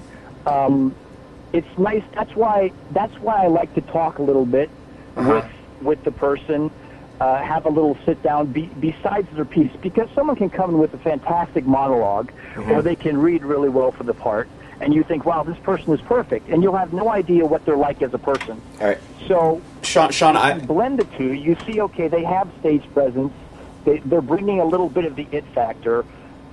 Then you have a little conversation, and you'll get a vibe just like you would with anyone that you sit down and talk with. This person makes me comfortable. Conversation rolls. They're listening. They're engaged. Versus, okay, I'm really just not comfortable with this person. I'm not getting a good vibe, and I can tell I'm being fed a line because they really just want to be in this production. Two questions, Sean. The first, kind of dovetailing on Eric's question, which you prompted, that you like to see actors that know the material and come prepared with that material. Do you find that that's more beneficial than somebody who may come in a little raw to actually, support those cold readings? Because lend their own interpretation. Yes, because I hate, and this kind of leads into the whole monologue thing. I hate monologues as a form of audition, because you could easily have somebody who's been working on a monologue for 15 years. It's brilliant. It's so polished. They've been doing it forever, and then you end up wasting time by calling them back because you thought they were so great. And you need to test them. And then now you need to test them.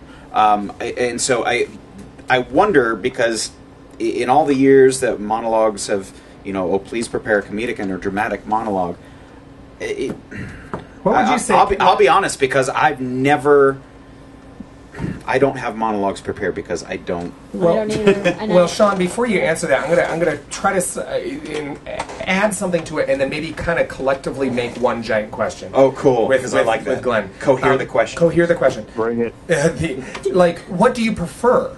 I mean, now it's always a matter of taste as far as the director and how they hold the audition. But I would argue that the most, for lack of better words, the most fun auditions I've ever been to are ones that were, allowed me to read scenes from the script, and that made me drop the script and then work with others in the room on those characters and those relationships and those moments, in an improv way. Yes. Those are the best auditions, I think. As far as being from the performer's Well, it gives perspective. you that opportunity to see what the actors are going to look like. So together. my question is to you, as the director, what do you prefer? Do you prefer, hearing that kind of prepared piece, or would you rather play around and see with what they're willing to give in relation to the others? It's for me a combination of actually everything that we just talked about. Okay. I think I agree with Glenn that someone can come in with a monologue and that they've done for 2 decades and have it so solid, it's not going to give you an impression of what they're like in real time. So, and quite honestly, in a lot of plays, there are not a great deal of monologues that are delivered directly to the audience. So it's mind you, there are many where that does happen. But there are so many where, characters are communicating with one another. They're speaking with each other. They're looking at each other. They're reacting off of each other. That's what your play is mostly going to consist of. So to ask someone to do a monologue, that's... There are times for it. Shakespeare. But I would rather have an actor that can create a relationship with someone and see how they listen, how they get what they want from the other actor. Do you also, because I had this experience just this past week where I was asked to read a scene, and I knew I was being given direction specifically to see whether or not I could take direction. I've been doing this long enough to know where you would never ask me to do this, and I want your character to be eating a peanut butter sandwich this whole time, and I want you to have this orgasmic experience with the peanut butter. Okay, do the scene that way. Wait a minute, chunky or smooth? Oh boy. Wow. Thank you. Do you use that technique as well, Sean? Because obviously you may have the best impression of somebody that comes in with this positive energy, and you've given them the cold read, and they seem to have a good interpretation. But if they can't take direction, you're going to be stuck with somebody who does the same thing during their audition that they end up doing 3 months down the road, because you ask them to do something and they think they're doing it, but it's the same thing. Right. I think it's always good to challenge the actor in that way, to throw him a curveball. It might be something outlandish, but you're absolutely right. You want a yes attitude from your actor, because many times in the process, as you're rehearsing, you as a director have an idea of what you want, but you're not sure of it, and it's the actor's job to come in and experiment.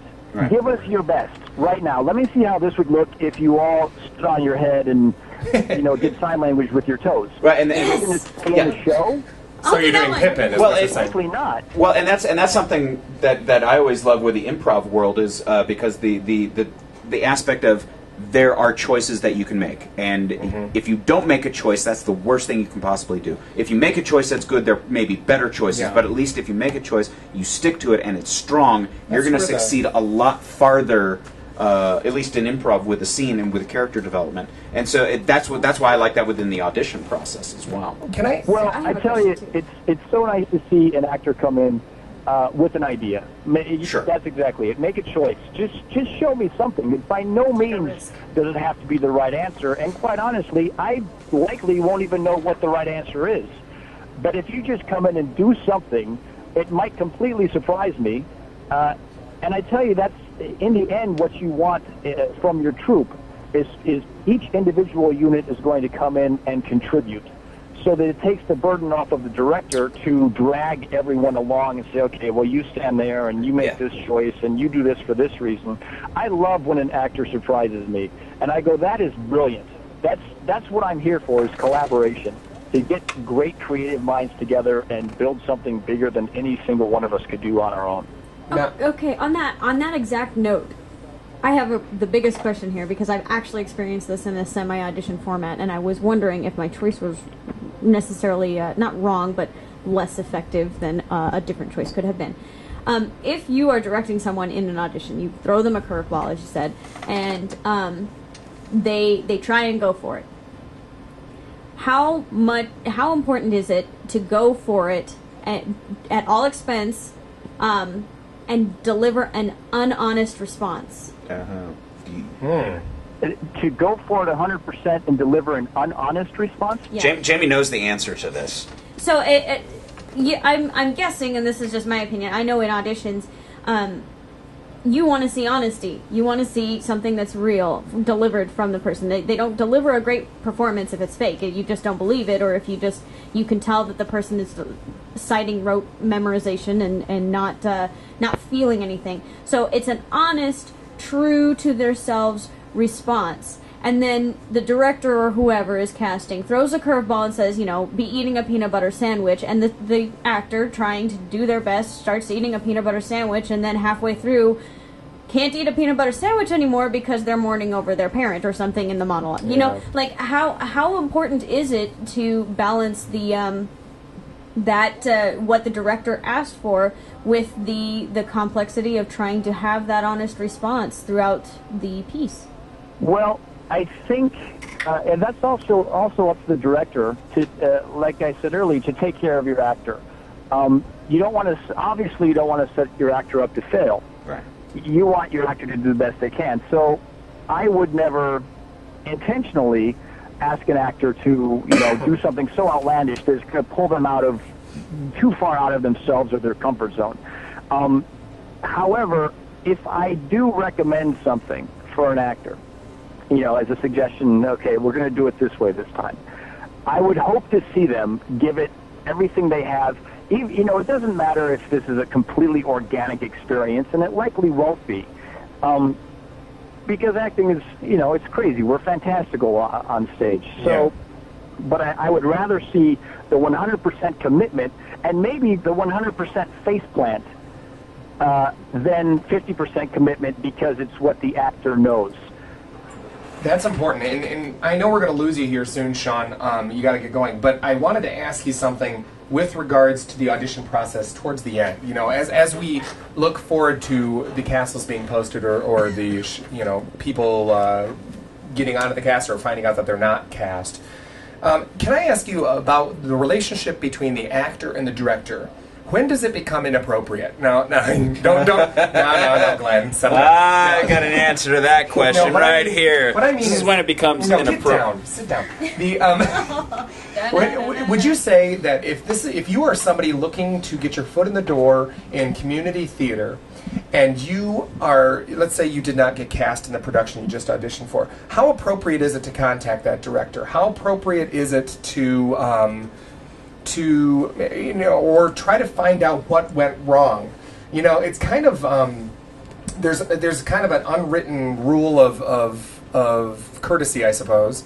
But I'm curious from a director's perspective, how much of this is an educational process, or do you have a job to do and you just need to do it? Well, it depends on where you're at. If we're talking community theater or high school theater, I personally am all about taking the time to tell an actor what I thought worked with them and what I thought was lacking, because how else will they learn and move forward? Obviously, in the professional world, you'll see a lot less of that, but then you've got actors who are more prepared for going in. So you'll see less actors who need that. And they're ready to be rejected. Right. The people who are doing it there are buckets of crazy. The director, I suppose. Me personally, as long as it's done in a respectful way and not, right after you audition when you've got 85 other people in the hallway. But if they wanted to put the ball in my court and say, hey, if you have a moment, can I discuss the ups and downs of my audition? I would be absolutely happy to do that, because one, it serves the actor and it serves the whole process.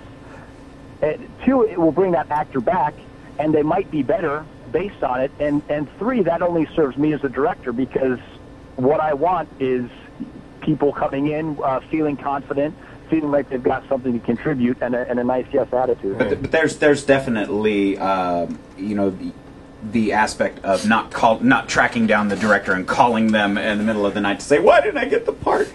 There's always the aspect of being able to email somebody, thanking them for the opportunity of auditioning, asking for more information. The larger the production, the more people you have, the harder it is to give that one-on-one attention. Eric has to, because they're his students, and his job is to move them forward and get. They know where to find me. Yeah, but I'm one of those where I'm very upfront in my auditions. If a director has said, "Well, thank you very much," and it's like, "Is there anything else you'd like me to read for? Can I read this a different way?" I'm usually pretty much upfront because, as you said, Sean, you like to see somebody with the confidence, with the attitude, the positive attitude, and that's something I try. Saying thank you very much, right? Yes. Yeah. Thank you very much usually says, okay, I need to move forward. We've seen enough, yeah. Yeah. Well, and obviously there's the tone in the individual's voice, Right. And if you're not right for that part, but there may be something else. Yeah. Sean, how are we doing? Am I going to have to let you go here, dude? I'm not looking at a watch, but what time do we have? What time is 7:23? Give me a few more minutes if you got any questions in the Let next me. couple. I want to do something kind of avant-garde here. Kelly is Kelly, our intern here. She's one of my students, and she just went through rather rigorous audition process at Faith Lutheran for Peter Pan. And she is a student, and perhaps in this room, the only voice of a student actor. You know what I'm saying? And I would love. Do you have any questions that you would ask that you just would love an answer to? Something that you can't ask Mr. Ball. No. Here's the thing. Something that maybe that's not a question for you per se, but is a general question that would help the masses. Something some of your fellow students have said to you. On here. Or something like that. Maybe from a first-time actor perspective, or from somebody who's auditioned many, many times and was looking forward to auditioning in college. Anything like that, because she was just talking about how she's going to have to gear up. She's a senior this year to audition for colleges and everything, and anything. I mean, I don't know. I'm really throwing you on the spot here. You shouldn't stand in the room when we do the show, Kelly. I keep telling you, go to the front. No pressure, Kelly. Yeah. And scene. No. I guess. Well, let me ask you this: what's the most frustrating thing to you about auditions? Well, it depends on this type of audition. Like for Peter Pan, I personally, because I prefer plays over musicals, obviously, so I enjoy auditioning for plays more than I do for the musicals. The reads more than the yeah.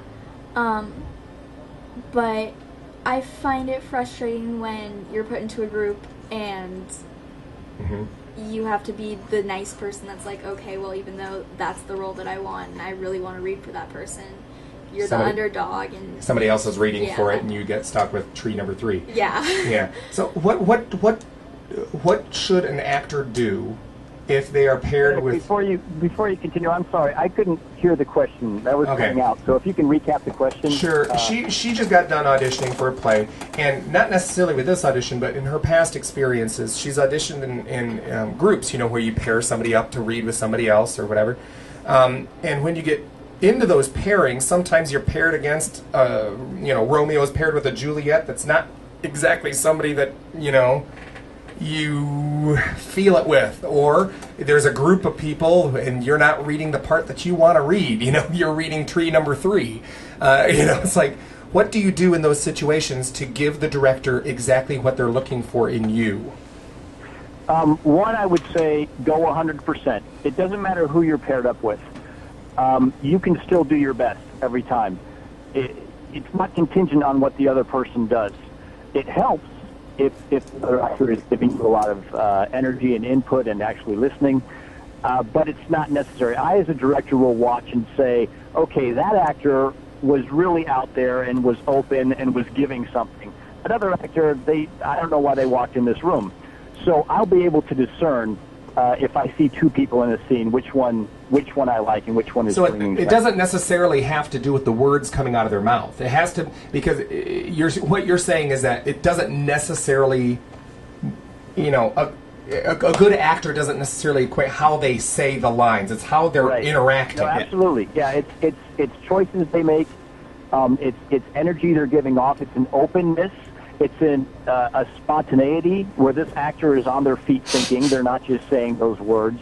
Like I said, I like to be surprised. So acting is the best acting, in my opinion, is like life. it's something that you have no idea where it's going to go. It doesn't sound scripted, and if an audience is watching a performance and they get so engaged they forget they're watching a performance, that's fantastic acting. That's good theater. I want to ask Sean. sorry. No. I just wanted to follow up and maybe give a little clarification, because with Kopi sitting here next to me, he and I doing a lot of improv. One of the rules that I've always been told is if you make your scene partner look good, it will make you look brilliant. And I don't know if that's something that you're reading for tree number 3.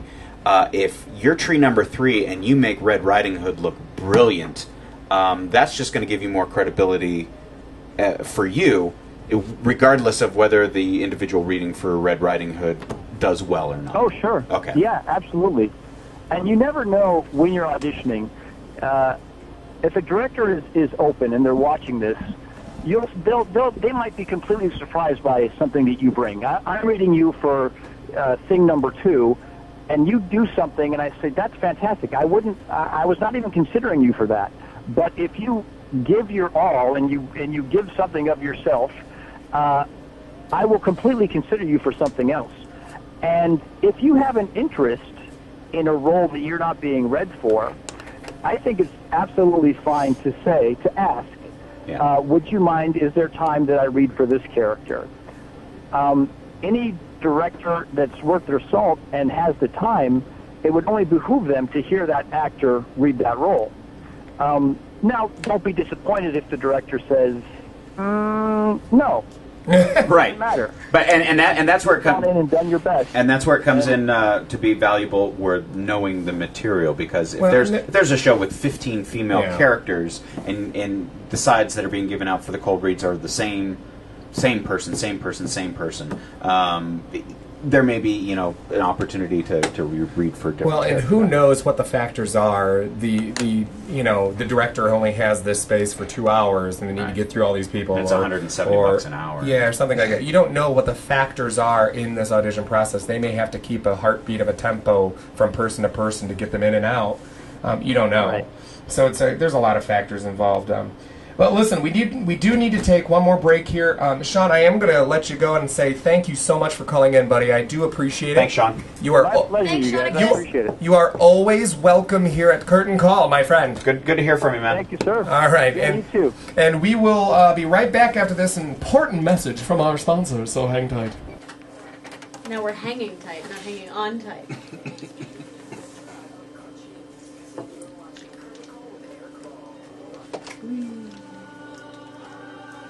Hey, next time come prepared with those questions. I mean, I guess I kind of have a question about college auditions. But you know what? Your biggest college audition is going to be getting into a college. So. Yeah.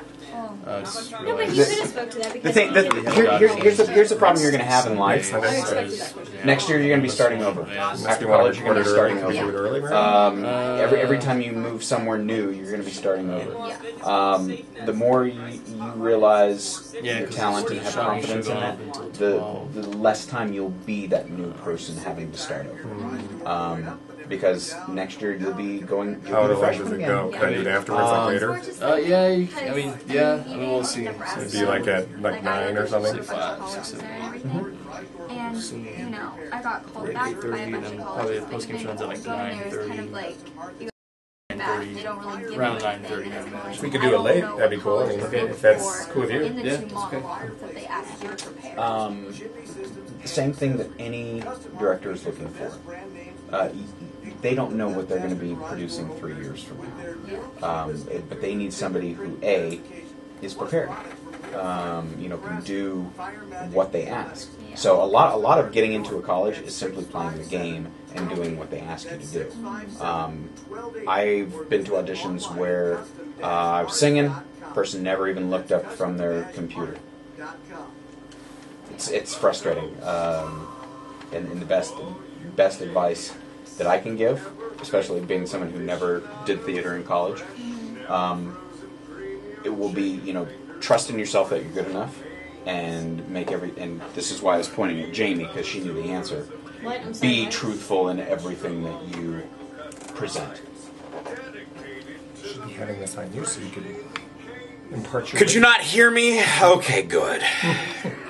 I can't talk and be camera person at the same time. But I do want to we're embellish. gonna bring it back to that. Yes, so it'll come back. Ignore all that because we're going to be talking about it in a moment anyway. I totally ignored you, so. I know because Rance was just cringing. It's like We should call him. Should I text him? You can. I mean, it's 10:30 there.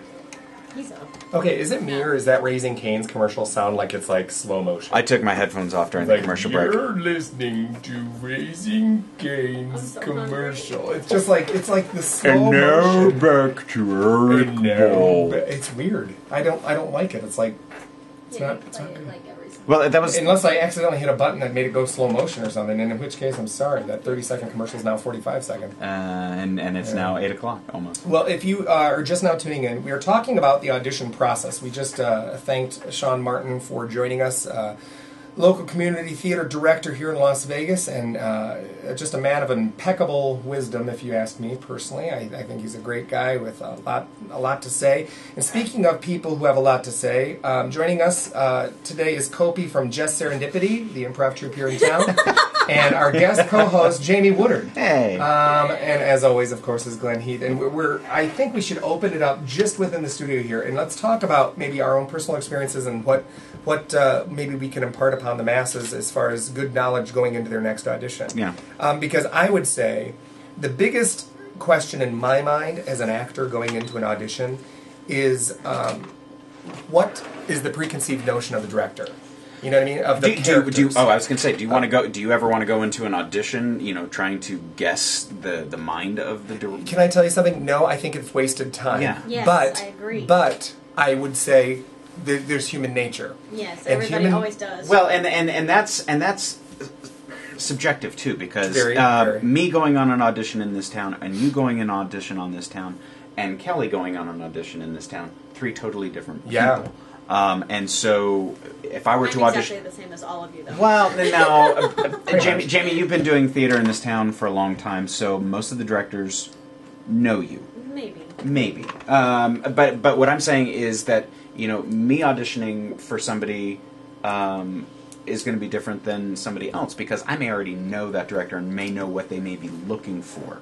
But not to say because I had an audition earlier this week.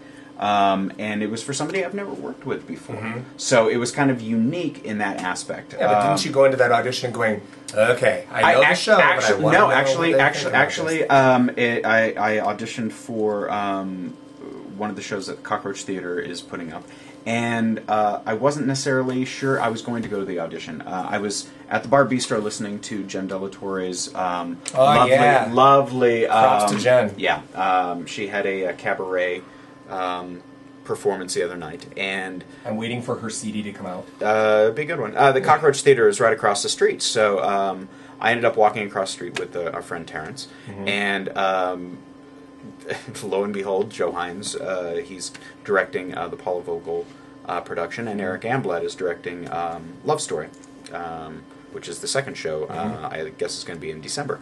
Eric comes out and he's like, "You're here to audition, Glenn?" And I was like, okay. Yes. Well, because I wasn't sure because I don't know my schedule because because Can I interject something here? Yeah. Don't ever chicken out on an audition. Well, here's the thing. I don't know if I can commit. I did that. No, I agree. Yeah, I agree. If you can't commit, if you're going to miss half the shows, I mean, you can say, "Oh well, I'm not going to be there during these shows. Do you still want me to audition so that you can?" Well, you can never get in a show without auditioning. Right. But it's very true. But like about 150 other people, who have been hired by the Goratorium, I don't know what my schedule is going to be because of that. So well, and here's the thing. I'm a big believer, and this is of course coming from somebody who the bulk of his experience comes from high school theater. Sure.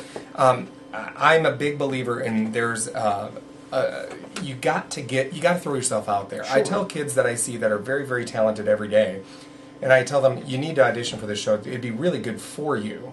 Even if you just audition, even if you don't get the role you want or you don't get in, it'd be good for you. And they're like, well, I don't know if I like it, I don't know. And the whole idea is that, you never know if you're going to be a good swimmer until you get in the water.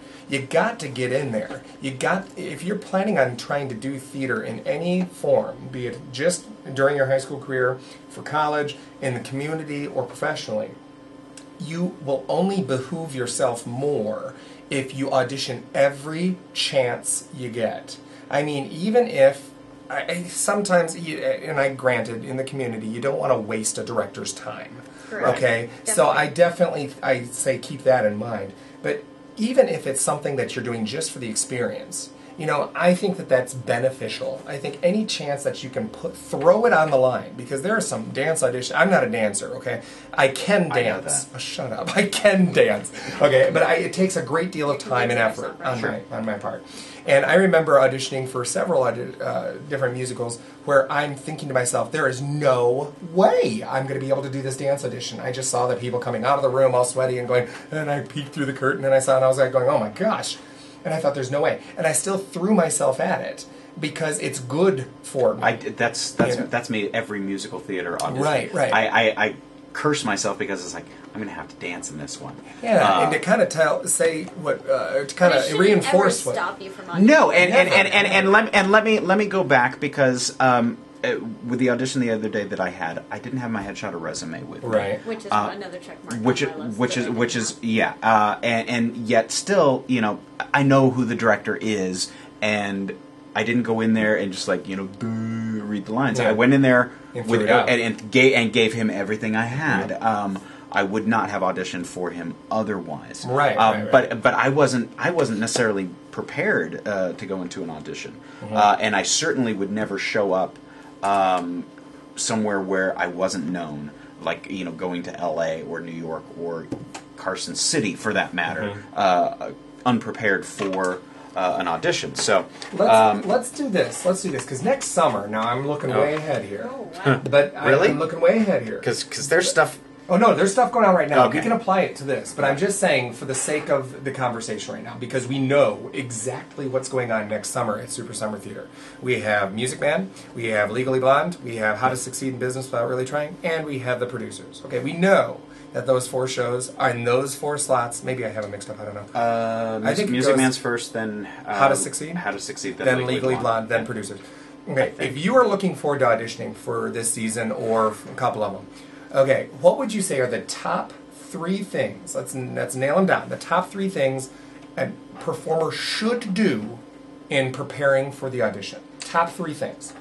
Different shows. I know. Well, let's just say, just in general. You know what? Let's just pick one. The like you said, the preparation. Know the music. If you're planning on auditioning, we're this far away. Go get the soundtracks. How much? How much should you know? Should you know every song? Yeah. What does it hurt? You shouldn't necessarily have every song memorized. No, I mean, no. If I'm going to audition for Legally Blonde, I should know Blood in the Water because that's probably the only song other than maybe some stuff in the chorus. Yeah, okay, but I just played Levi and Joseph.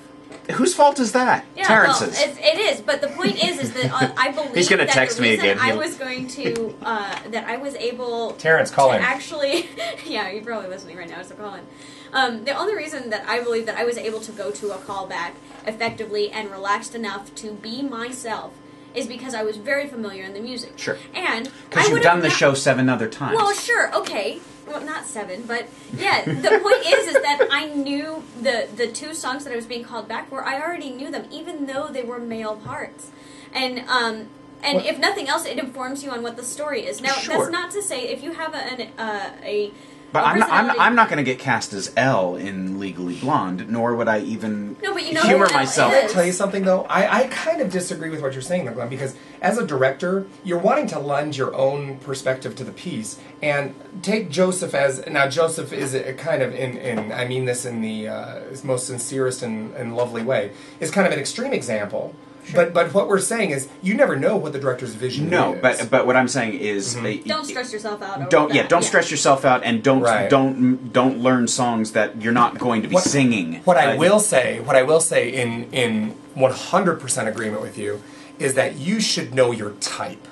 You should know what you... Sure, absolutely. And can I say, in community theater, more than high school, they kind of flex a little bit, I would argue, and if you don't do this, then you're not really a good high school drama teacher. Because you need to flex a little bit, because it's about the education, I think, first, primarily. I would say know yourself. Know yourself. Are we talking about, okay, were we talking about what you need to go into an audition? Because I would say in community theater, you should know what you should play.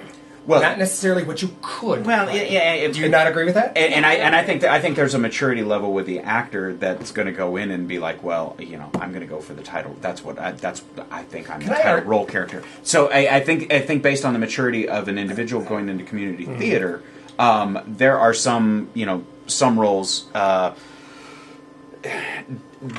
Cockroach is doing Death of a Salesman, like their final show next season. There are individuals in town who may have the skill set to act. Terrence, Grant, go ahead. No, keep talking. But what I'm saying is, if you're 15 years old, you're not going to be playing Willie Loman. My point is, you may want to portray that role. But I guess what I'm trying to say is, know your limitations as well. Beyond, having enough confidence in yourself. But there's a point where it comes to, bravado and hubris, where it's like, well, if I don't get the title role, I don't want to be in the show. Well, hang on one second. Now, that's a good point. Kelly has something to say. We do have Terrence Williams on the line. Terrence, can you hear me? I can. Okay, Terrence, another director in the community here in Las Vegas. I'm sure he has a take on this as well. We were kind of, and I'll let Glenn kind of defend himself here just for a second, but I was saying you kind of should know what you should play when you go into auditions, because there's going to be that, creative artistic interpretation that the director's going to lend to the piece, and they may stretch from the norm, or may try something bizarre or crazy, and they may do something different. But for the most part, you shouldn't audition for Tracy Turnbland unless you have junk in the trunk. I mean, you shouldn't. You shouldn't. Well, that's... you shouldn't. But... You could have Patty. But yes, you could have Patty. I say that's a narrow view coming from a director. How many fat students do you have at Faith Lutheran that can pull off that part? Let me ask you this. Come on. Let me ask you Let's back it up. Let me ask you this. Let me ask you this though. Wouldn't you say that would be stacking the deck against you before you even auditioned? Yes, that's exactly what I was going to say. If you quote unquote know your type, you will probably put yourself in a box. So instead, know yourself. And yes, don't unrealistically go in and me audition for a 6'4" guy part, but be open enough to let the director interpret. Let them see what they want to see, because if you're trying to put yourself in all you'll never know what the director wants. You're right. You're not going to know it. So but there still is the reality of the fact that you will not be cast as a 6-foot man. Correct. There is that reality. And Terrence, the irony of him being on the phone right now, because he's texted me earlier, he cast you as one of the brothers, knowing full well your talent and capability, but also having a little bit of fun and giving you an opportunity to do something different in the show that you've never do something different that you've never done in that show before. Right. Well, what do you think, community Terrence? theater, though. I have to say that I as much as I love working with Glenn, we differ on this because. And even with the case in point of Joseph, you know what? I didn't know Jamie's acting prior to that audition. I never worked with him before. So it's not like I had this great, something to rely on that I already knew. I took it from what I saw in the moment. But I think that you will absolutely keep yourself from parts if you walk in the door presuming you're only right for certain parts. Yes, but my point is know your limitations. Yeah, and I do agree with that much, in just that you shouldn't have to stress yourself out over learning the whole script because of you're probably not going to be cast as the 6'4" man. Yeah, I agree with that. But if you although I once got a call back for a black bouncer. So again, if you know yourself, if that's number one, know yourself, and then get prepared to be yourself in an audition, then those are the things for me that I think what we're talking about here is something that kind of meets in the middle. Okay, you don't need to go to the extreme and say, well, I'm only right for this part, and this part, so therefore I shouldn't even look at the other parts. And you should have a little bit more of an open mind. But don't pigeonhole yourself into running the gamut and opening and learning the whole script in the hopes that they'll put you anywhere. I think it's important that you go in knowing who you are, knowing what you can offer the piece, because if you go in there, if it's a tap show and you can't tap, well, that limits you greatly as to what you can do. Which is what I'm saying. Know your limitations too, and that goes so far as to not to go into an audition with so much. Well, I'm capable of doing this, because that gives the wrong attitude. And can I say, I wonder, Terrence, if you agree with me on this, whether or not you're looking at it from the perspective of the director or the creative team that's in charge of putting together this story, or you're the actor who wants to be a part of it, what you're both trying to serve is the piece. Right. So it's kind of like... I don't think that's true. You don't think that's true? How so? I think it's true for the director, virtually always. But how many times I could tell you that I've seen actors who, check, I want to play this part and this part only because that's the part I'm right for. They're not looking to serve the show necessarily. Oh, no. I agree with you. I'm just saying that it should be that way. Oh, that it should be? Sure. That'd be awesome. Yeah. I'm curious, from a directorial standpoint, why you would even put that on the audition form. What roles are you interested in? I can say that. I can answer that. No, I'm curious because, is it a way to weed somebody out right off the bat? I think it's a technicality. I try, if they are interested in, Harold Hill, and that's their first choice, well, I'm going to try to give them a scene to read as Harold Hill. Okay. It's a technicality. Okay. It's like, I think it also depends on the venue. If it's high school and community theater, they may take that more into consideration. If it's professional theater, then that is your job interview. Because we didn't have that on the Rock of Ages audition. At all, and I thought that was interesting. I did too because we didn't get to read for anything, so it's a matter of But that's a very different process. Anyway. Well, no, and a very unique process because all we did was go in there and sing and. Oh, Kelly's got busting at the seams Kelly is here. so meek. She's like, I have a question. Okay, but before. Oh, it's a comment. Okay, go for it. Well, I was just gonna say that auditioning in LA and stuff like that, you are called to audition for a certain role. You don't go in and you don't know the whole show. You don't know what's going on. They call you to audition for that role. You read the scene that they give you for that role, and then you leave, and that's it. It's not that sort of yes, atmosphere. but there are still cattle calls in LA. Yeah. Yeah, that's true too. But to speak to your previous thing, like I put on a particular thing. I'm interested in this. I'm interested in this, and I'm interested in this. And if they say or any, I will either say any or I will say only these other things. Sometimes the material you're not willing to do. I mean, if a certain part is a very sexual role and you're not willing to do that, then say I'm not willing to do that. Totally into that. And yeah, of course. And then if it's, for example, in Joseph, I was not willing to do ensemble, and so I put that down because I had been there, done that, and I didn't want to do that again. As a director, Terrence, do you appreciate that when they're very specific in what they will accept as far as their roles, or is it kind of an annoyance? I think it's great. I think if it's something they truly have no interest in, why waste time? That's exactly. Can tell me that, and I can make notes of that accordingly. Now, if they're interested in, then that's their risk. But yet, as a director, Terrence, I also know that you've gone back and somebody said, "Well, I'm not interested in doing that," and you've gone back and asked them if they might reconsider. Is that true? Particularly when it happens a lot to me when it's like I want this one part only. Okay. Yeah. And I know for sure. Like, by the time I call them, I know that's out of the question for me. Right. Do you want to be considered for other stuff or no? And you do give them that second interest for me to ask them. Yeah. Okay. And if they say no, fine, no problem. Yeah. Right, moving on. Yeah. Well, and from a high school perspective, students, if you are interested in a specific role and only that role, that just like Terrence said, it really kind of just, so long as you're firm in your convictions there, we're going to consider you for that role and that role only. And if you don't fit that role, you're out. That's it. And that's I've had people say, I want this role only, and they got the role. Yeah. I mean, they probably know their type, and they know. Got to be right for it. Well, and there's the certain things, you know, like with Jamie, she'd done Joseph a couple times prior, and so not wanting to do the ensemble, I can certainly understand that. I had an audition. I had to go back to her and say, what do you think about being a brother?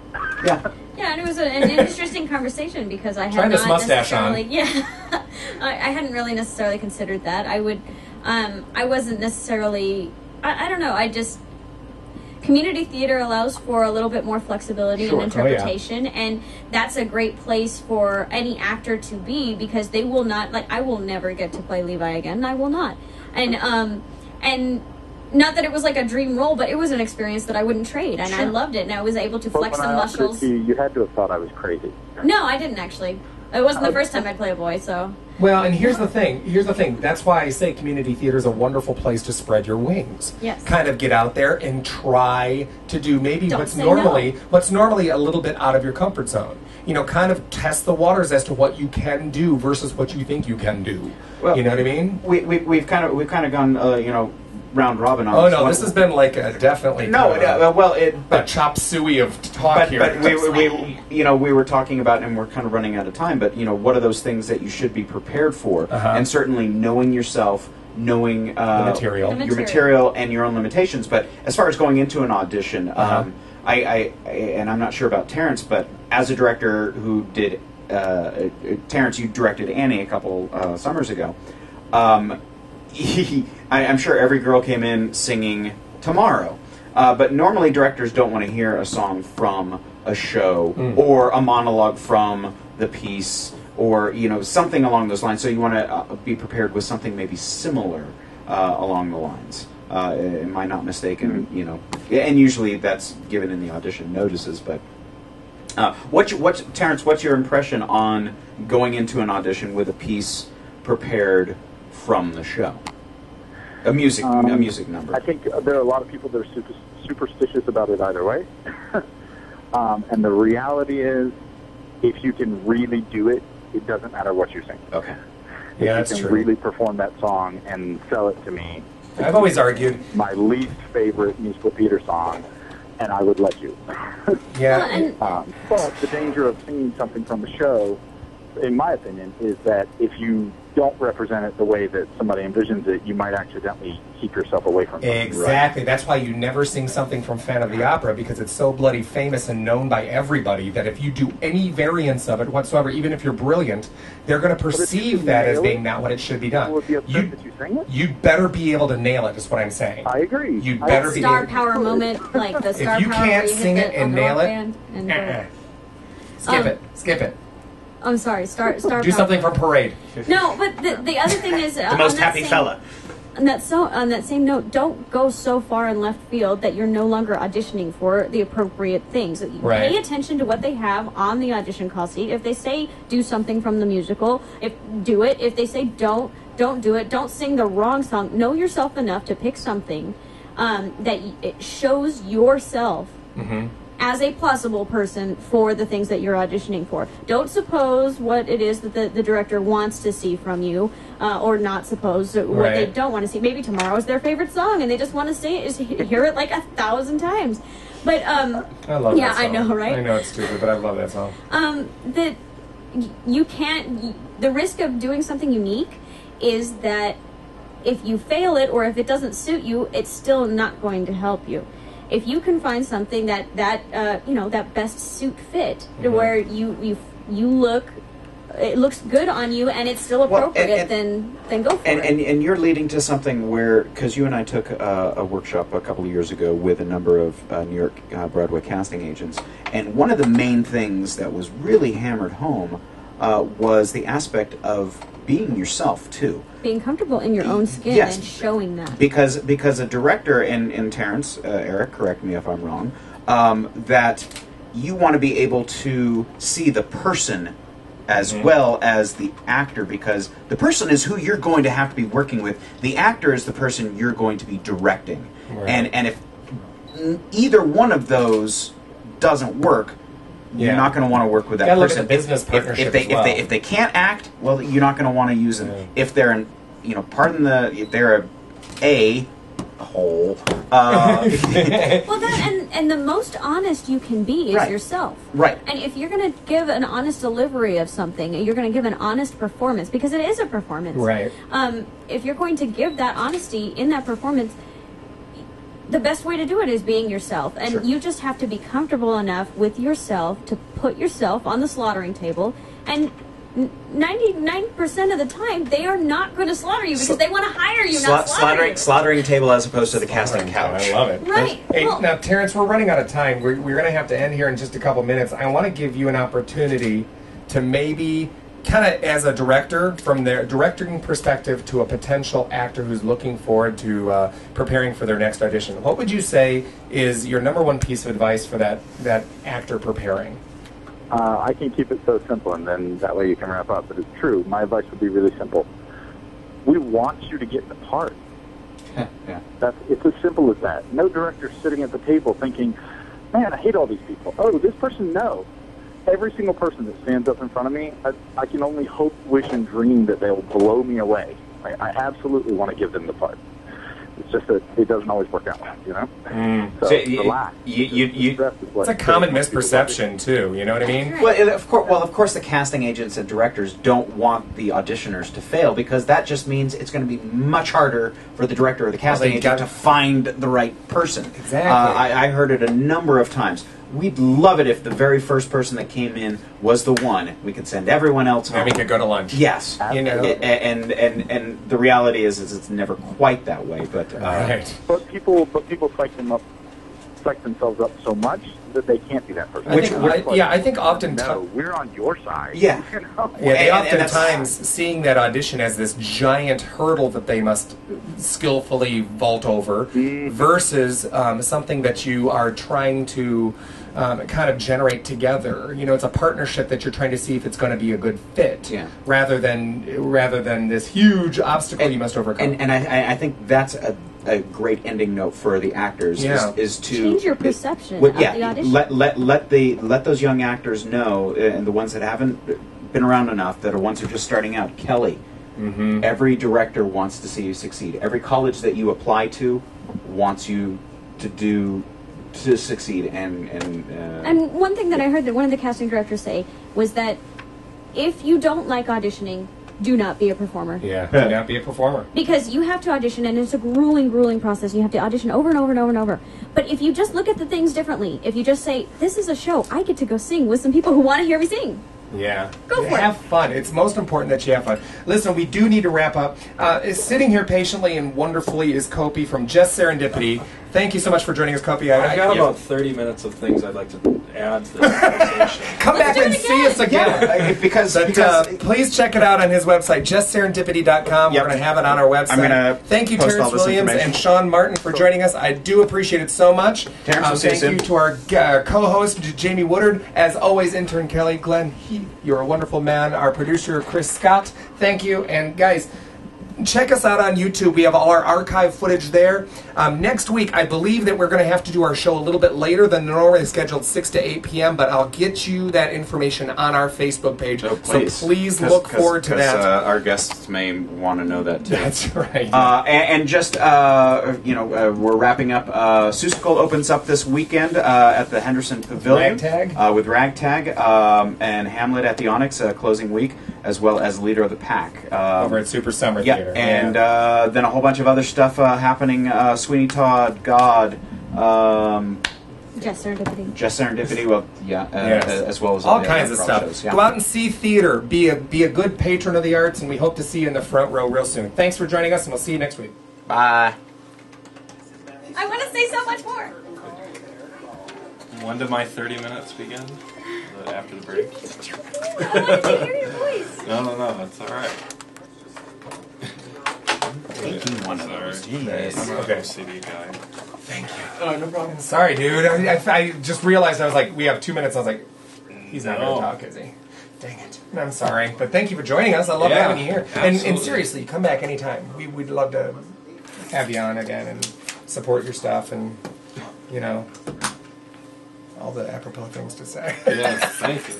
But thankful for Krista. Yeah, whenever I'm in town, I would love to. Well, I would love to have you. I do a good again. captain. Seriously. I would. So if you ever want to go back to high probably school, do. Hook ever gets Another- sick. another one. Okay. Well, we could take it and look at it with monologues. I think you know, he's straight plays prepared to Place step down. in. versus musicals Be Hook. versus community theater versus Thanks for taking professional, or high pictures. school Did the versus battery theater die on you? versus professional.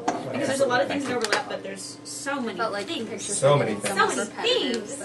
And I don't know, love we moved talking. around a lot. And I love talking with you guys. Oh yeah, especially Yeah, I did. All right. makes me happy. All right. So